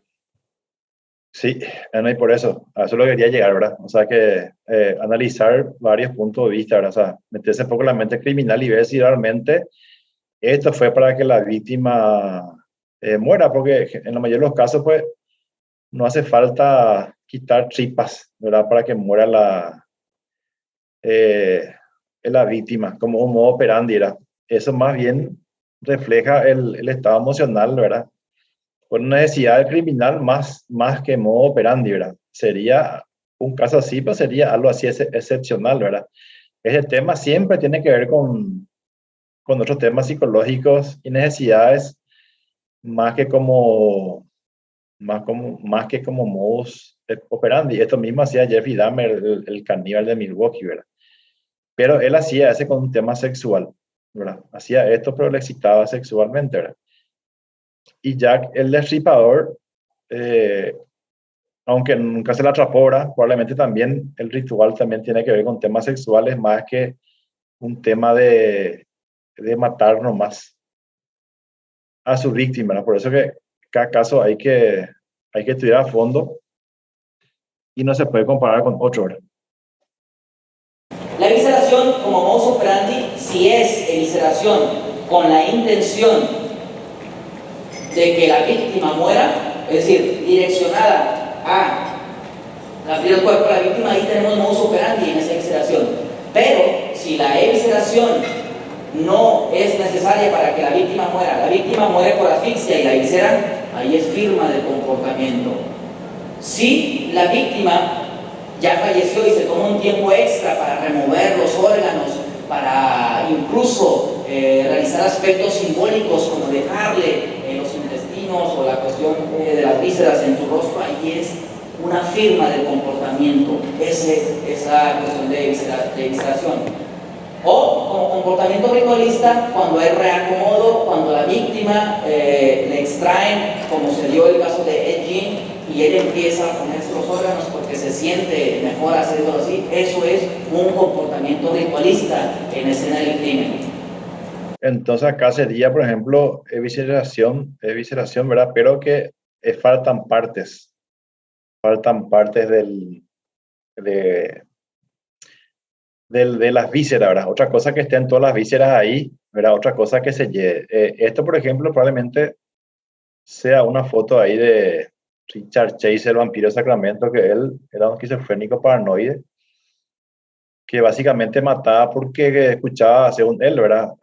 Telepáticamente le hablaban desde la luna, extraterrestres, y le decían que su sangre se estaba convirtiendo en polvo. Entonces él hacía ese tipo de cosas, tomaba la sangre de sus víctimas para reponer la suya, ¿entienden? Entonces, acá sí es ritualista. Yo en realidad creo que esta evisceración, yo creo que en todos los casos es ritualista. Yo no creo mucho en el tema de hacer modo operandi, eh, ¿verdad? Porque es algo muy específico. Es más fácil matarle a alguien por decir clavándole el corazón o cortándole el cuello que empezar a hacer ese tema de las vísceras. O sea, por ahí va el tema. Que tiene asociación evidentemente con ideas mesiánicas, como el caso de Richard Chase en Sacramento, donde evisceraba, moría y bebía la sangre y las vísceras de su víctima, o como el caso tan sonado de la película El silencio de los inocentes, el doctor Hannibal Lecter, comía y que cocinaba. Esa antropofagia puede ser un aspecto de ritualismo en el comportamiento criminal. Ahora, el sadismo. ¿Qué es el sadismo? El sadismo no se puede clasificar como modus operandi tampoco. De hecho, el sadismo es una firma del comportamiento. Tenemos un caso de violación en serie en Ciudad Juárez, donde el agresor, al someter a sus víctimas, la golpea o la está acuchillando, le dice: tienes que decirme que te gusta, dime que te gusta, necesito que me digas que te gusta. Eso es una necesidad emocional, eso es firma en el comportamiento criminal. Un punto importante que creo que no debo desaprovechar el foro de los investigadores que están actualmente en la práctica y los futuros investigadores de lo que es el... Otro punto para aclarar, el tema de firma. No está bien aclarado acá. En realidad, firma es cuando una conducta es repetitiva. O sea, de un solo caso no puedo decir que es una firma todavía, porque tiene que ser repetitivo. Por eso es que en el manual de la FBI, ellos hablan, Douglas, por ejemplo, de personificación. Entonces, si es un solo caso, no se conoce otro caso de esa persona o un crimen, entonces ahí sería una personificación. O sea, que un acto así excéntrico fuera lo común, ¿verdad? Entonces la palabra correcta sería personificación, si es que no se sabe que haya más casos del mismo tipo. Porque recién cuando es repetitivo, como un asesino serial o violador serial, ahí recién es firma. Pero si hay un homicidio X, ¿verdad? Y hay lo raro, entonces ahí es una personificación. O sea, que es algo céntrico, algo único de esa persona, pero no significa que va a volver a hacer lo mismo, ¿verdad? No significa que necesariamente va a ser un asesino serial, por ejemplo, un homicidio serial. Eso es para que tengan en cuenta. Esto, por ejemplo, dice falacia en la práctica, o sea, que existe consistencia. Y esto tampoco es muy acertado, ¿verdad? Porque realmente hay casos que sí existe consistencia. En el caso en el que mismo cuenta Richard Chase, ¿verdad? Hacía lo mismo, siempre mataba para tomar la sangre o comer, hacía siempre la misma forma. Hay muchos criminales que hacen un Gacy, por ejemplo, hay una consistencia. Siempre mataba por tortura, temas sexuales, enterraba, escondía los cuerpos en su propia casa. O sea que sí que había una consistencia notable en muchos casos famosos. Y en otros casos no habrá consistencia. Eso también es para aclarar. O sea, es para aclarar los términos, ¿no? Que hay casos que sí hay consistencia y hay casos que no. Comportamiento criminal, independientemente de que sean criminalistas, criminólogos, científicos, forenses, psicólogos forenses, una cuestión muy importante en mi responsabilidad como una persona que está difundiendo lo que es la Asociación Internacional de Criminólogos Forenses y la Academia Mexicana de Investigación Forense es crear conciencia de lo que no es la perfilación criminal. Cuando hablamos de perfilación criminal, hay algunas mentiras que han existido a lo largo de la historia. Mentiras que, como buenos científicos, se han descubierto con evidencia. Cuando se le presentó un caso, se me viene a la mente, de los francotiradores de Washington en el 2004, 2002, cuando Ken Roth no hace el perfil, que el agresor era un negro, un hombre, caucásico, solitario, casado, y hace todo su perfil que viene en Criminal Minds, y hace toda la cuestión así subjetiva y se le va a juicio. De hecho fue a juicio con Brian Turbin. ¿Por qué dijo que era caucásico? Es que las estadísticas dicen eso. Mohamed Allen es el francotirador y es de origen afroamericano. No era solitario, de hecho estaba con su hijastro participando y ni siquiera vivía en la zona de Washington, vivía en Houston. Es decir, ahí entra la subjetividad. Muy importante, como consejo, como cuestiones de particular, no se casen con las falacias de la perfilación criminal histórica. Es una falacia, es una mentira, es una cuestión ilógica que exista una consistencia en el comportamiento criminal. ¿A qué se refiere la consistencia en el comportamiento criminal? Ted Bundy se comportó en Seattle de cierta forma contra las universitarias. Gary Ridgway en Seattle contra mujeres se comportó totalmente diferente. Adep Sharif en Ciudad Juárez se comportó totalmente diferente. Los tres originarios o formados en Estados Unidos, no existe una consistencia de comportamiento. Somos cambiantes los seres humanos. No podemos decir que porque John Wayne Gacy asesinaba a jóvenes y los sometía sexualmente, si tenemos casos de eso, es que es poco. No es factible ponerlo, no es una consistencia, es una mentira que exista una consistencia en el comportamiento criminal. También es una mentira, la peor creo de las mentiras, apelar a la empatía. No pienso como víctima ni mucho menos como victimario. Es una falacia. Yo no me pongo los zapatos de él porque yo no soy el agresor. Yo no me pongo los zapatos de la víctima porque yo no soy la víctima. Eso es una falacia. Apelar a la empatía es el grave error de la cuestión que se maneja en perfilación criminal. Sí, el juicio oral como analista y perfilador o criminólogo dices, es que yo pensando como criminal, a ver, vamos a correrle su récord para ver qué tan criminal es. Evidentemente no podemos apelar a la empatía porque se pierde la objetividad. No es una víctima relacionada contigo y no es un victimario relacionado contigo. Otro punto importantísimo es apelar a la historia. No implica que por el hecho de que haya empezado en los 70 y a través de la historia en 30 años haya sido la máxima referencia, indica que haya tenido razón. Es que ellos tienen 30 años de experiencia haciéndolo.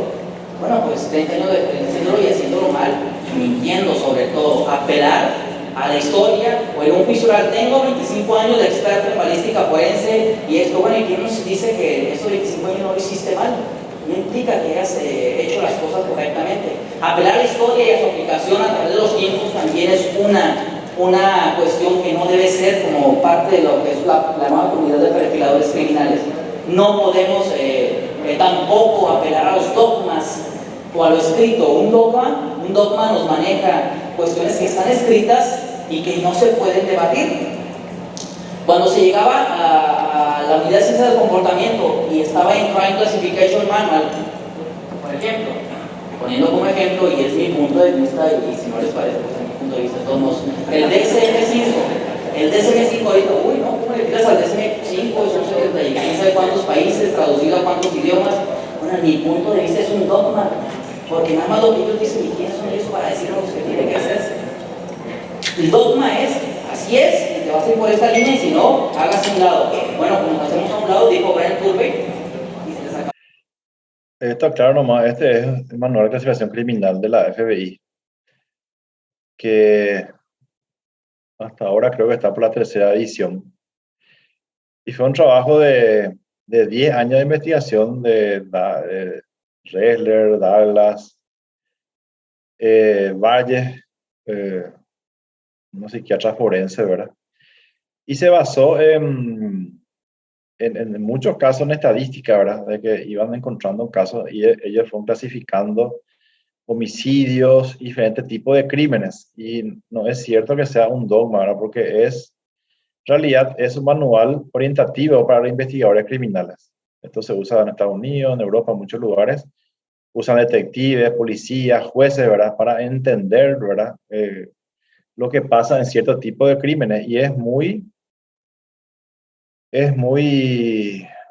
vamos a decir, es muy útil, ¿verdad? Yo esto uso acá y veo que perfectamente coincide lo que dice el manual con casos parecidos acá en otro país o en otros países, ¿verdad? O sea que, y que es dogma, no es cierto, ¿verdad? O sea, dogma es algo que se cree que es único y que siempre va a ser así, ¿verdad? Pero en realidad esto fue un aporte, ¿verdad? En base a la experiencia y en base a la estadística que también va evolucionando y va cambiando, por eso que hay varias ediciones.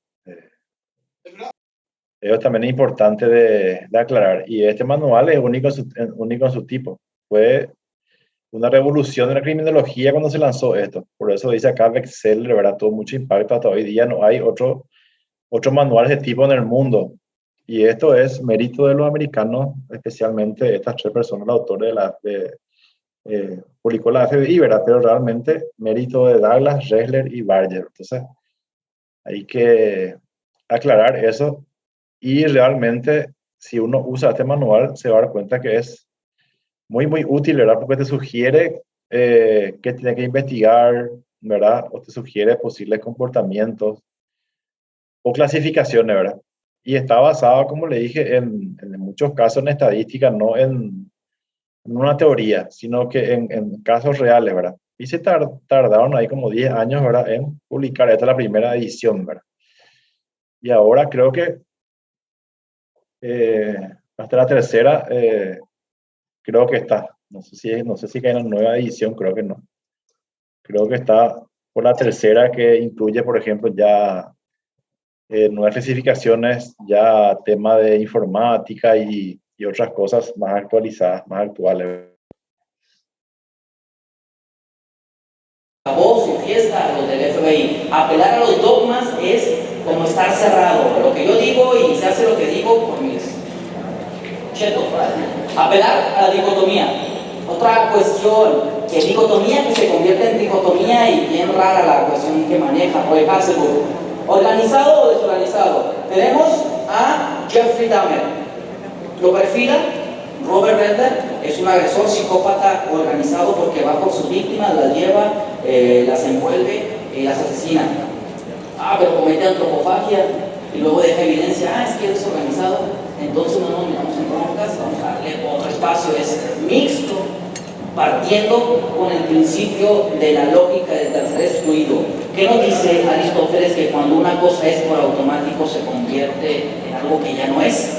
No puedo decir que es organizado, desorganizado, o te quiero, pero a veces no te quiero, y a veces, bueno, vamos a ponerle en te quiero más o menos. No es factible. Apelar a la dicotomía también es un grave error. Apelar a lo subjetivo, a los chakras, a la vaca, a las cuestiones así de Walter Mercado, a lo que decía el maestro Gutiérrez de que Neptuno y no sé quién, y Plutón, eso no es, eso es charlatanería, eso es romper con la ética y la práctica. Sí, Miki Pistorius en Sudáfrica, Miki Pistorius decía que perfilaba casos en serie porque iba a la escena del crimen y metía los niveles cuánticos del karma del agresor y lo vinculaba con la víctima. Está suave para una película de Hollywood, pero no para la práctica de la perfilación criminal. Apelar a lo subjetivo también va en declive lo que es la práctica de la perfilación criminal. Apelar a la ignorancia, opinar sin fundamento, otra cuestión también muy grave con la señorita Laura. Pero no todos los peruanos son así como ella. Aquí está un médico también peruano que nada que ver, él sí es una persona. Apelar a la ignorancia de los casos, por ejemplo, ella empezó a opinar sobre Diana la Cazadora, una asesina en serie, vengadora, que después pidió asilo a la propia autoridad y a la señorita Laura porque temía por su vida. Pues, ¿por qué teme? Pues si está usted ahí de vengadora, pues no, ¿a quién le tiene miedo? Se refiere perfilar sin fundamento. Yo opino que las muertes de Ciudad Juárez es esto, porque además esto, y le preguntamos al ponente, disculpe, ¿usted conoce Ciudad Juárez? No. ¿Usted ha ido a la zona donde desaparecieron y se aparecieron los cuerpos? No. Y entonces, ¿cómo es que está opinando? Eso es ignorancia en la práctica. Apelar a la ficción y perfilar como Criminal Minds, cuando Jim Clemente le da las asesorías a los investigadores, o apelar a la ficción y empezar a perfilar que el Mickey Mouse y que el Pato Donald y caricaturas, y esa cuestión es toda una cuestión de mentiras. Si yo perfilo casos ficticios, como se da con algún escritor español, si yo perfilo casos ficticios con evidencia que no existe y con víctimas que tampoco existen. Esto, por ejemplo, no es tan así, porque hay casos ficticios acá en la serie, algunos sí, pero el tema de los conceptos y evidencia se basan en casos reales. Por eso ellos tienen consultores externos en la serie, y el profesor Safari fue, por ejemplo, de CSI Las Vegas, Criminal Minds, era consultor en psicología forense justamente para que tenga el mayor realismo posible la serie y cómo perfilan, ¿verdad? Ahora los casos pueden ser no ficticios, pero el análisis, eso por ejemplo no es ficticio. O sea, aclaro que es así, ¿verdad? Existen, pues estoy perfilando algo imaginario.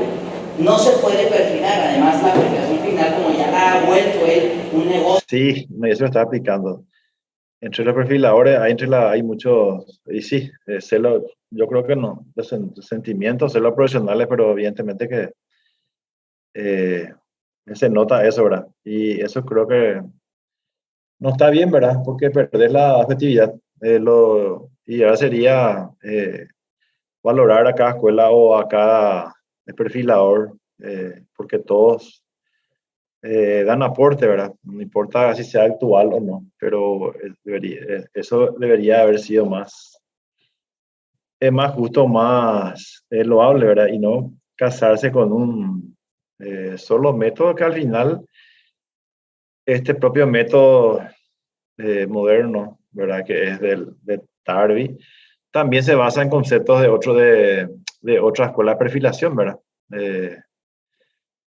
Al final, ¿verdad? Entonces, es absurdo, ¿verdad? Querer quitar el mérito a otro colega, ¿verdad? Una novela, esa forma para que se la venda Televisa y empiece a hacer sus cuestiones. Eso no es parte, y no es raro porque supuestamente es un maestro de una universidad de Madrid. No es factible que se estén haciendo sus cuestiones porque viene y rompe con lo que se está tratando de hacer. Creo que nosotros somos parte de una generación, bueno, aunque yo soy viejo más que algunos de ustedes, somos una nueva generación de investigadores que creemos que se debe cambiar ya esa cuestión imaginaria, es decir, no nos vengan a decir que la cuestión es así cuando la evidencia nos está diciendo otra cuestión. Pero ahora, ¿cómo se hace un perfil? Realmente, un perfil criminal ya en el nuevo sistema de justicia penal. ¿Qué requiere tener un perfil criminal en la práctica? Que creo que es todos los que estamos aquí, independientemente de que sea perfilación criminal, de que sea otra materia, queremos saber ya cómo lo llevo yo en la práctica, cómo fundamento. El perfil, para empezar, el primer requisito es que debe de ser por escrito. No podemos estar en un bar, no podemos estar en una aula, en una sala de juntas y decir, mira, yo pienso que la resolución es esto, porque las palabras se las lleva viendo. ¿Dónde lo fundamento? El perfil tiene que tener una formalidad y tiene que tener una cuestión muy profesional para evitarse el falsificado, porque si yo digo lo que estoy diciendo en juicio oral no tiene que darme ningún temor porque yo estoy poniendo las cuestiones que estoy analizando en la escena del crimen. También es necesario que esté por escrito porque va a ayudar en el proceso de investigación. Cuando yo hago los perfiles criminales y me citan a juicio oral, es cuestión nada más de ver el caso y de presentar, como estoy haciendo aquí, la casuística y lo que hice. Es eso nada más. Nos han también mandado la idea de que juicios orales y que vaya el nuevo sistema y nos empiezan a paniquear a peritos, a ministeriales. Es nada más hacer una presentación en clase. Es precisamente que ya tiene algo que ver con la educación que se da en México, que nunca nos van a exponer ni investigar. Es nada más hacer esa cuestión, es presentar tu trabajo ante una comunidad de expertos. No dices mentiras, no dices verdades, dices lo que hiciste y tú eres y juzgas si lo hiciste bien o no. Para evitar las alteraciones en las conclusiones, para que las personas que requieran observar un perfil lo puedan hacer. Es decir, yo presento un perfil y si alguien de aquí lo puede checar, ahí está apertura. Esto es transparencia, que no es el nuevo sistema de justicia penal. Ahí está la transparencia, pero no, yo no lo puedo hacer porque no, después vas a robar las ideas y luego me quitas el trabajo. No es factible. Se observa la metodología, eso es parte del perfil, pero ahora, ¿cómo se aplica en la casuística la perfilación criminal? Fusionando análisis del comportamiento, fusionando análisis del patrón de evidencias y obviamente fusionando el análisis victimológico. Esto es la casuística que hacemos. Primero establecemos qué materiales utilizamos para hacer el fundamento. Es decir, esto que está proyectado es parte de lo que es la metodología del informe. ¿Qué fue lo que utilicé en el mismo? ¿Cuál es el propósito? Sobre todo generar un estudio de lo que se está haciendo en materia pericial. Antecedentes del caso, ¿qué me dice el caso? ¿Cuál es lo que estoy realmente investigando? Cuando llego a la escena del crimen, analizo los accesos. Cuando analizo la evidencia, todo eso lo debo de plantear en el análisis del comportamiento criminal. ¿Qué metodología utilizo? Especialmente en este caso, de manera así muy rápida, utilizamos, bueno, en todos, que es lo que rige nuestra unidad, el análisis del comportamiento como evidencia, respetando las fases del mismo, que es análisis de la evidencia, victimología y características de la escena del crimen. Eso es el fundamento que le estamos dando a nuestra investigación, además de los principios que existen, que son 10 principios existentes y que debo de fundamentar qué es lo que estoy haciendo. Sobre todo, el 1 y el 2 nos va a dar la pauta, la unicidad y la separación en el caso. Las conclusiones del caso en particular que estamos investigando de David es qué características presenta la escena del crimen. Manejo el término escena del crimen por la relación que existe en la frontera y por la formación. Si se da un debate de qué lugar de hecho, lugar de esa cuestión, en vez de pelearnos por ese concepto, vamos a pelearnos por hacer protocolos de investigación. Es crimen y viene a criminis, que al castellano se traslada a delito. más que delito, definitivamente. Criminal profiling vende más que perfil delincuencial, definitivamente. Es mercadotecnia, si ustedes quieren. Características de la escena del crimen. Escena interior, lugar de los hechos, se van generando ya las conclusiones. Aquí por ejemplo, tenemos conclusiones con principios criminalísticos. Cuando yo concluyo que se emplearon determinados objetos y que por las morfologías y que por las heridas en el cuerpo de la víctima son factibles que hayan sido la evidencia 66 y 65, debo de ponerlo en mi informe de investigación. Cuando establezco la victimología, porque voy a estudiar a qué se dedicaba David, qué hacía, dónde estudiaba, qué antecedentes tenía, el domicilio donde se dieron los hechos vivía él, qué tan frecuente iba, selección de la víctima. Es un fraccionamiento en una privada, un domicilio específico, tiene que ser alguien que lo conozca. Selección de la víctima. Y si hay selección de la víctima, ya me va dando otro tipo de conclusiones. Conocimiento de víctima y victimario, definitivamente, por no tener accesos forzados, por no tener evidencia de algún tipo de huida o de respuesta, confianza preexistente, lo que se maneja en victimología, en el motivo del crimen.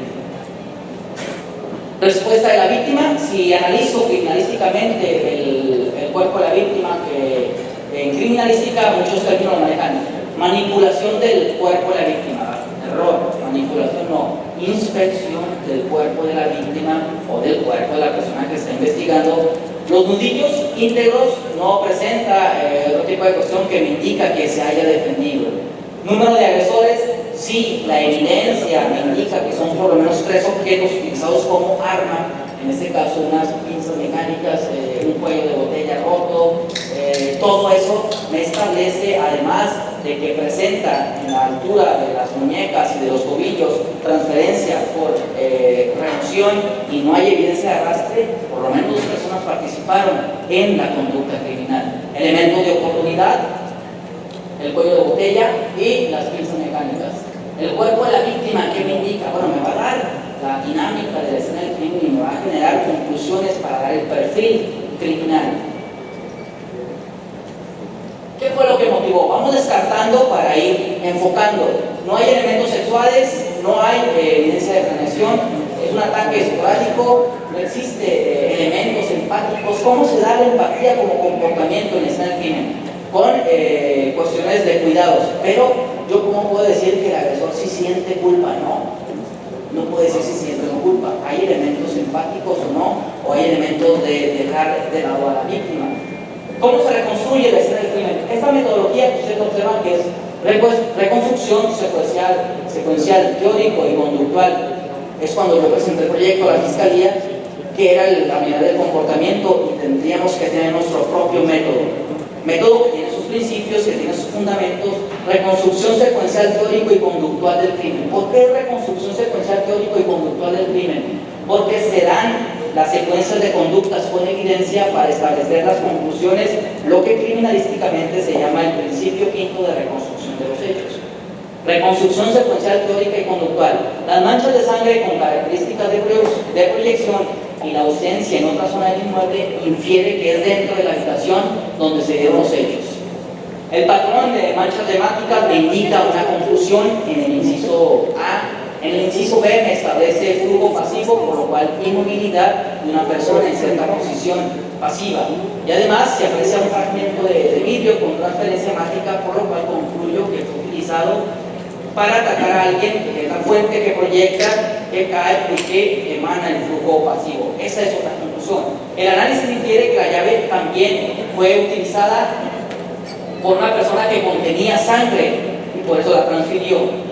La dinámica de la evidencia infiere que el cuerpo de la víctima fue removido donde se manifestó el patrón de mancha, es decir, fue atacado acá por la proyección, hay emanación de flujo pasivo, pero fue removido y además fue atacado otra vez cercano a donde está la cama, porque ahí también presentamos proyección, o se observa proyección y además flujo pasivo en la sangre del cuerpo de la víctima. Esto es parte de lo que se utiliza dentro de la perfilación criminal en la unidad de ciencias del comportamiento o de la conducta criminal en Ciudad Juárez. Voy a dejarlos por los tiempos, la verdad, para el maestro que sigue, doctor Cali. Ok, perfecto. Eso es dentro de la cuestión del perfil escrito. Cuando se hace un análisis, particularmente la unidad de ciencias del comportamiento o la unidad del comportamiento o de conducta criminal en Ciudad Juárez, atiende casos que están relacionados o más bien desvinculados con el crimen organizado. ¿Cómo se hace? Bueno, con el filtro de modus operandi. ¿Cómo podemos saber qué es crimen organizado o simulación de crimen organizado? Por análisis del comportamiento. Un punto muy importante es que los analistas de la escena del crimen, los perfiladores, tienen la capacidad y el entrenamiento para poder filtrar eso. ¿Es factible hacerlo? Definitivamente sí es factible, porque identificamos un modus operandi. Casuística y dinámica en la escena del crimen. ¿Qué es la dinámica en la escena del crimen? ¿Qué es la dinámica de la evidencia en la escena del crimen? Si yo acudo a esta escena del crimen o a este lugar del hecho y observo el cuerpo de la víctima con heridas en región pectoral, en el flanco derecho, y observo proyección de tejido hemático en la almohada y sobre la cabeza está la almohada, no hay una dinámica, hay una remoción, no es compatible el patrón de evidencias con lo que realmente sucedió, y evidentemente la víctima fue cubierta con la almohada, antes se dio una proyección hemática que generó esto y después la pusieron. La dinámica se refiere a cualquier influencia que cambie, remueva, oculte o destruya evidencia física. ¿A qué se refiere a cualquier influencia? Policías primero respondientes. Llego a la escena del crimen y sí está muerto. Ya. Se movió el cuerpo de la víctima. Y estoy aquí, comandante, y le estoy pasando información y está fumando. Sí, parece que sí, tiene los ojos verdes y ya. O sea, todo eso es dinámica en la evidencia. Y debemos tenerlo en cuenta cuando se da la investigación. Los más importantes de la investigación en la escena del crimen son los primeros respondientes, lo que llama la policía de la gendarmería de proximidad.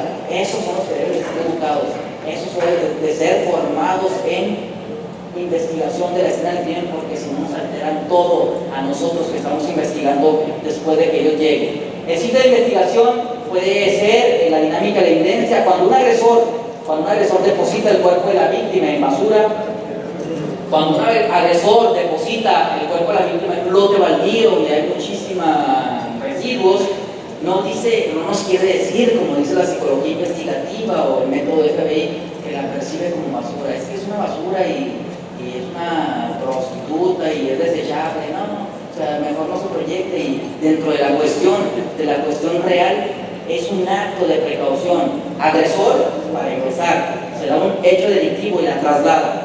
Ya tenemos vínculo con la escena del crimen. La deposita entre la basura. ¿Qué es de la escena del crimen? Este preservativo, esas jeringas, ahí es un acto de precaución. Y si es un acto de precaución, esa información es el modus operandi. El sitio de investigación en la dinámica nos va a dar también muchísima información. Las acciones que el agresor haga dentro de la escena del crimen o parte de lo que es la conducta criminal, evidentemente nos va a dar muchísima información. Por ejemplo, si hay actos de precaución, si hay escenificación y si hay aspectos de fantasía o rito, nos dan los parámetros para establecer qué tipo de agresor estamos investigando. Por ejemplo, en escenificación, si a esta víctima la localizamos en este vehículo, en estas condiciones, e inmediatamente nos vamos con la idea preconcebida de los judiciales o de los ministeriales, investigadores criminales que tengan esa idea, no implica que todos la tengan. Realmente nosotros trabajamos con un equipo de investigadores de nueva generación y decimos, crimen organizado, ajuste de cuentas, vámonos. Ni Sherlock Holmes tan rápido resolvía los casos. Eso puede ser escenificación. Le dejas una mantita, le dejas una cartulina y ya. No implica eso, puede ser una alteración para conseguir lo que inicialmente usted hizo. Ya, desvió la investigación. Debemos tener en cuenta esas cuestiones. O las fantasías que tiene el agresor, los ritos, el vestirla, el colgarla, el ponerla en una posición, todo eso nos da características de él. Los actos de precaución son muchos e implican mutilación, cortar dedos, lavar la sangre, depositar el cuerpo, el uso de basureros.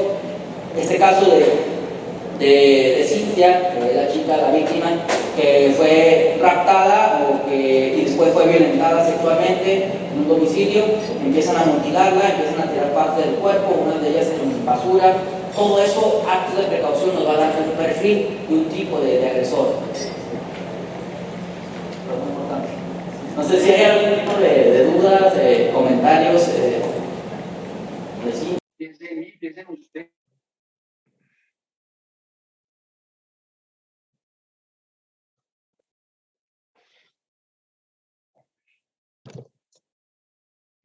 Bueno, ¿qué les pareció la ponencia?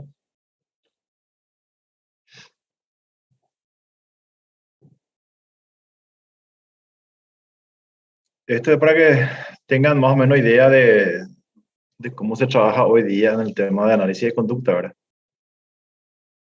Creo que Claudia quería hablar más. No, nada, a mí no me gustó mucho lo que dijo el señor porque me parece que es demasiado determinante cuando dice esto no es así.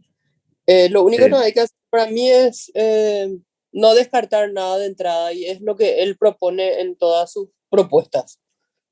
Siempre ir descartando todo.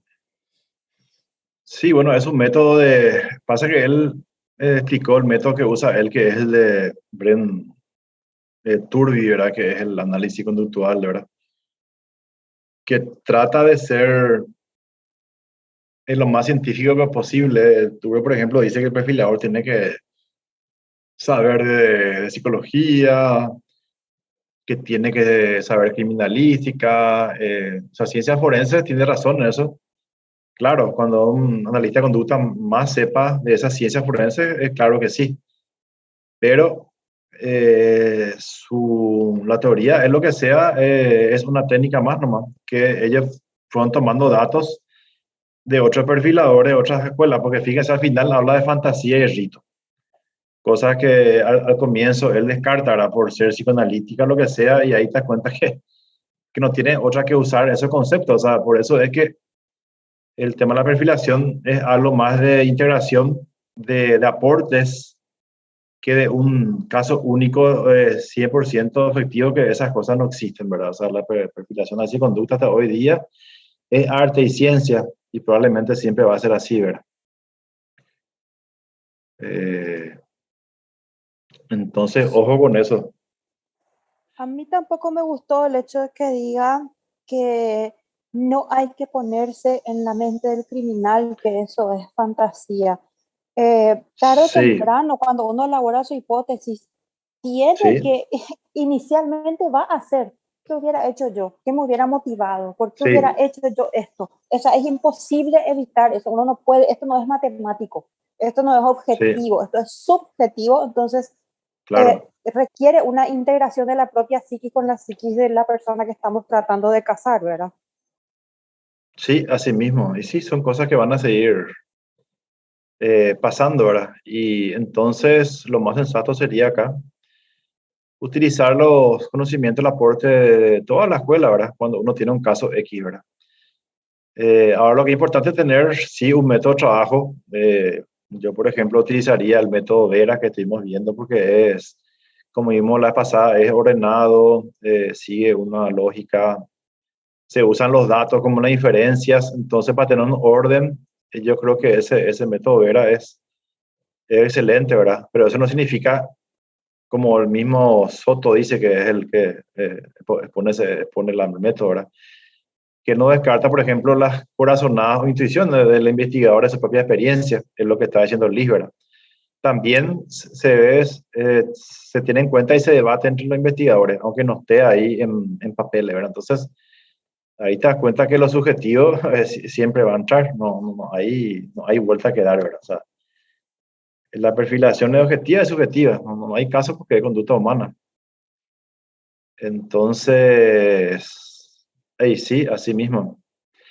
No, así mismo es, Liz, sí, totalmente, ¿verdad? No hay reglas exactas, pero siempre es lo bueno tener un método y cuando más objetivo sea, en el sentido de preferentemente centrarse en la evidencia, es lo más importante, ¿verdad? Y sí, sí, todo es mixto realmente, sí, por eso que la FBI después, eh, vamos a decir, modificó el tema organizado e incluyó mixto, ¿verdad? Justamente en el manual está eso. Clasificación criminal, porque justamente se dieron cuenta de que hay casos, o que en la mayoría de los casos realmente sean las cosas. En el caso de Jeffrey Dahmer, que cuenta acá el conferencista, es mentira que Ressler dijo que él era psicópata organizado, porque realmente Ressler dijo que él era desorganizado, que era psicótico, ¿verdad? Que totalmente lo opuesto a lo que es organizado. ¿Entienden? porque había miles de evidencias, le dejó escapar a una víctima. Realmente Dahmer era, era desorganizado, ¿verdad? Aunque parezca que tenga un método, pero realmente su mente es totalmente desorganizada. Y se puede ver en la evidencia. Entonces, al final, te das cuenta que sí es útil esa categoría, ¿verdad? Si es que uno sabe usarla lógicamente, ¿verdad? No sé si hay una otra pregunta o algún concepto que no les quedó claro acá en la conferencia que vimos. Creo que ya saben bien, ¿verdad? Diferenciar lo que es modo operandi y lo que es firma, ese tipo de cosas. Creo que ya manejan ya lo que es reconstrucción nacional del crimen, lo que es victimología. Creo que son conceptos que ya aprendieron ya, ¿verdad? A diferenciar, ¿verdad? Y eso es lo bueno, ¿verdad? Tener una base, ¿verdad? Para después ir perfilando, o sea, ya con materiales, con datos, que vamos a hacer eso sí o sí, ¿verdad? Ir pasando por escrito como si fuera que tenemos que, un caso real, como si fuera que tenemos que darle a la policía nuestro aporte, ¿verdad? De qué es lo que ellos pueden buscar o qué pueden esperar. Entonces, eso es realmente la perfilación, ¿verdad? No solamente quitar un perfil, sino que cómo esos datos, ¿verdad? ¿Qué podemos sugerir a la policía? ¿Qué tipo de cosas, ¿verdad? Ahí es que realmente es perfilación, es aporte, ¿verdad? Cuando tu trabajo, ¿verdad? Da esas herramientas, esa sugestión investigativa a los investigadores, ¿verdad? Que le pueden llevar a resolver un caso. Ahí es que realmente sirve el tema del análisis de conducta, ¿verdad?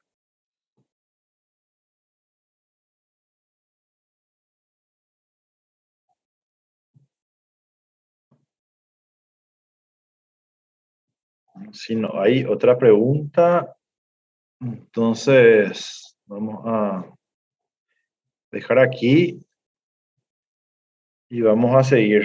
Seguimos, seguimos el sábado, ¿verdad? Con nuestras clases. Dale, profe. Ok, Claudia. Bueno, gracias, Janine.